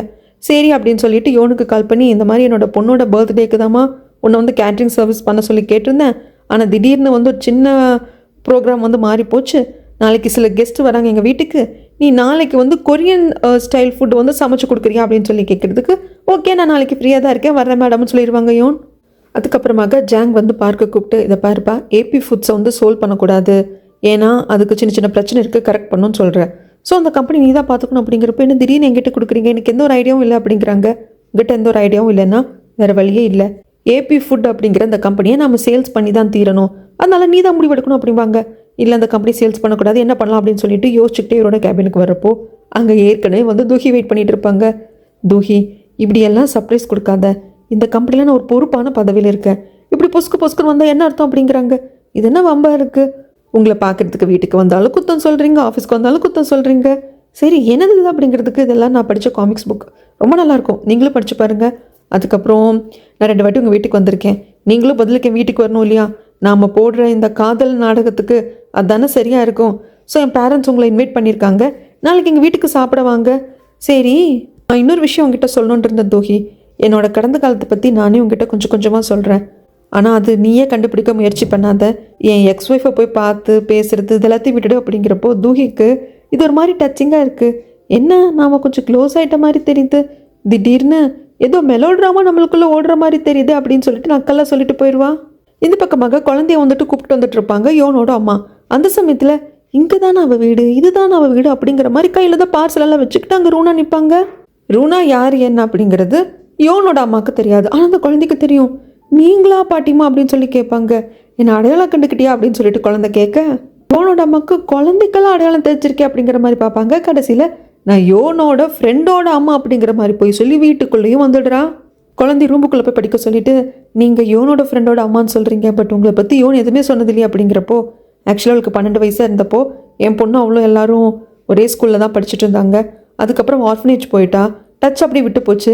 ரீசெண்டாக தான் நான் யோனை பார்த்தேன், குழந்தையோட பார்த்தேன், அதனால குழந்தை கூட நான் அடையாளம் கண்டுட்டுருக்கா, பார்த்துட்டு போகலான்னு வந்தேன் அப்படிங்கிறாங்க. சரி இருங்க காஃபி டீ ஏதாவது எடுத்துகிட்டு வரேன் அப்படிங்கிறப்போ, ஒரு நிமிஷம், நான் யோனை ரீசெண்டாக குழந்தையோட பார்த்தப்போ கேட்டேன், இந்த குழந்தையோட அப்பா எங்கே என்ன வேலை செய்கிறாங்கன்னு சொல்லிட்டு. குழந்தையோட அப்பா இறந்து போயிட்டதாக சொன்னான், அப்படியா அப்படின்னு சொல்லிட்டு கேட்குறாங்க ரூனா. இதை கேட்டதும் அப்படியா சொன்னா யோன், அவள் சொன்னா ஆமாம் அந்த ஆள் செத்து போயிட்டான், இருங்க நான் காஃபி எடுத்துகிட்டு வரேன் அப்படிங்கிறப்போ, சரிங்க காஃபி எடுத்துகிட்டு வாங்க, நான் குழந்தை கூட இருக்கேன் அப்படின்னு சொல்லிட்டு ரூமுக்குள்ளே வந்து அந்த குழந்தையோட முடி வந்து ஒரு சாம்பிளாக எடுத்துக்கலாம், இந்த குழந்தை வந்துட்டு காங்தேவோட குழந்தையா அப்படின்னு சொல்லிட்டு டிஎன்ஏ டெஸ்ட் பண்ணலாம் அப்படிங்கிறதுக்காக ட்ரை பண்ணுறான். அந்த சமயத்தில் மெசேஜ் வந்துட்டுருக்கோம். பார்த்தா இவங்க ரிசப்ஷனுக்காக ட்ரெஸ் செலக்ட் பண்ணுறதுக்காக காங்தேவும் ஸ்ரீஜாவும் போயிருப்பாங்க இல்லையா, இந்த ட்ரெஸ் தாமா நல்லா இருக்கா அப்படின்னு சொல்லிட்டு கேட்டு அந்த ஃபோட்டோ அனுப்பிச்சிருப்பாங்க. அதை பார்த்துக்கிட்டே இருக்கிறப்போ குழந்தைய பார்த்துட்டு அது எங்கள் அப்பா அப்படின்னு சொல்லிட்டோம். இவங்க கேட்பாங்க ரூனா காட்டி, இது உங்கள் அப்பாவா அப்படிங்கிறப்ப, ஆமாம் என் அப்பா தான், ஆனால் அவர் எகெயின் அமெரிக்கா போயிட்டாரு, ஆனால் எகெயின் கண்டிப்பாக திரும்பி வரேன்னு சொல்லியிருக்காரு, அதுக்கப்புறம் நாங்கள் எல்லாம் ஒன்றா இருப்போம் அப்படின்னு சொல்ல, அவ்வளோதான் என் வாழ்க்கையில் நடந்தது அப்படியே என் பொண்ணோட வாழ்க்கையிலே நடக்குது அப்படின்னு சொல்லிட்டு திக்குன்னு உட்காந்துடுவா அந்த ரூனா. அதுக்கப்புறமாக தான் வந்துட்டு யோன் வருவாங்க. யோன் வந்ததும் அவங்க அம்மா சொல்லுவாங்க, உன் ஃப்ரெண்டோட அம்மா பார்க்க வந்திருக்காங்க, நீ இதெல்லாம் என்கிட்ட சொன்னதே இல்லையே அப்படின்னு சொல்கிறப்போ எங்கே இருக்காங்க அப்படின்னு சொல்லி கேட்க, குழந்தை கூட தான் இருக்காங்க அப்படிங்கிறாங்க. உள்ளே வந்து பார்த்தவளுக்கு அதிர்ச்சி ஆகிடுது. ஆனால் அமைதியா, பாப்பா நீ வெளியே போயிரு, நான் உங்ககிட்ட பேசணும் அப்படின்னு சொல்லிட்டு குழந்தைய வெளியே அனுப்பிச்சிட்டு, எதுக்காக இங்கே வந்திருக்கீங்க, என்ன பண்ண பார்க்குறீங்க அப்படின்னு சொல்லி கேட்குறப்போ, இந்த குழந்தையோட அப்பா யார் என்னன்னு கேட்டேன், நீ செத்து போயிட்டாங்கன்னு சொன்னேன். ஆனால் இந்த குழந்தையோட அப்பா காங்தே தான். அதையே என்கிட்ட இருந்து மறைச்ச, நான் உங்ககிட்ட சொன்னேன் இல்லையா, இந்த குழந்தையோட அப்பா எங்கேன்னு சொல்லு, அவன் ஏன் உன்னை விட்டு போனா, அந்த ப்ராப்ளமை சால்வ் பண்ணி நான் சேர்த்து வைக்கிறேன்னு சொல்லிட்டு. ஸோ இந்த குழந்தையோட அப்பா காங்தே அப்படிங்கிறப்போ, அந்த குப்பை தொட்டியை நீ ஏன் வச்சுக்கோ, அவனை நான் உங்ககிட்டயே கொடுக்குறேன், என் பொண்ணுக்கு அவன் வேண்டாம் அப்படின்னு சொல்லிடுவாருண்ணா.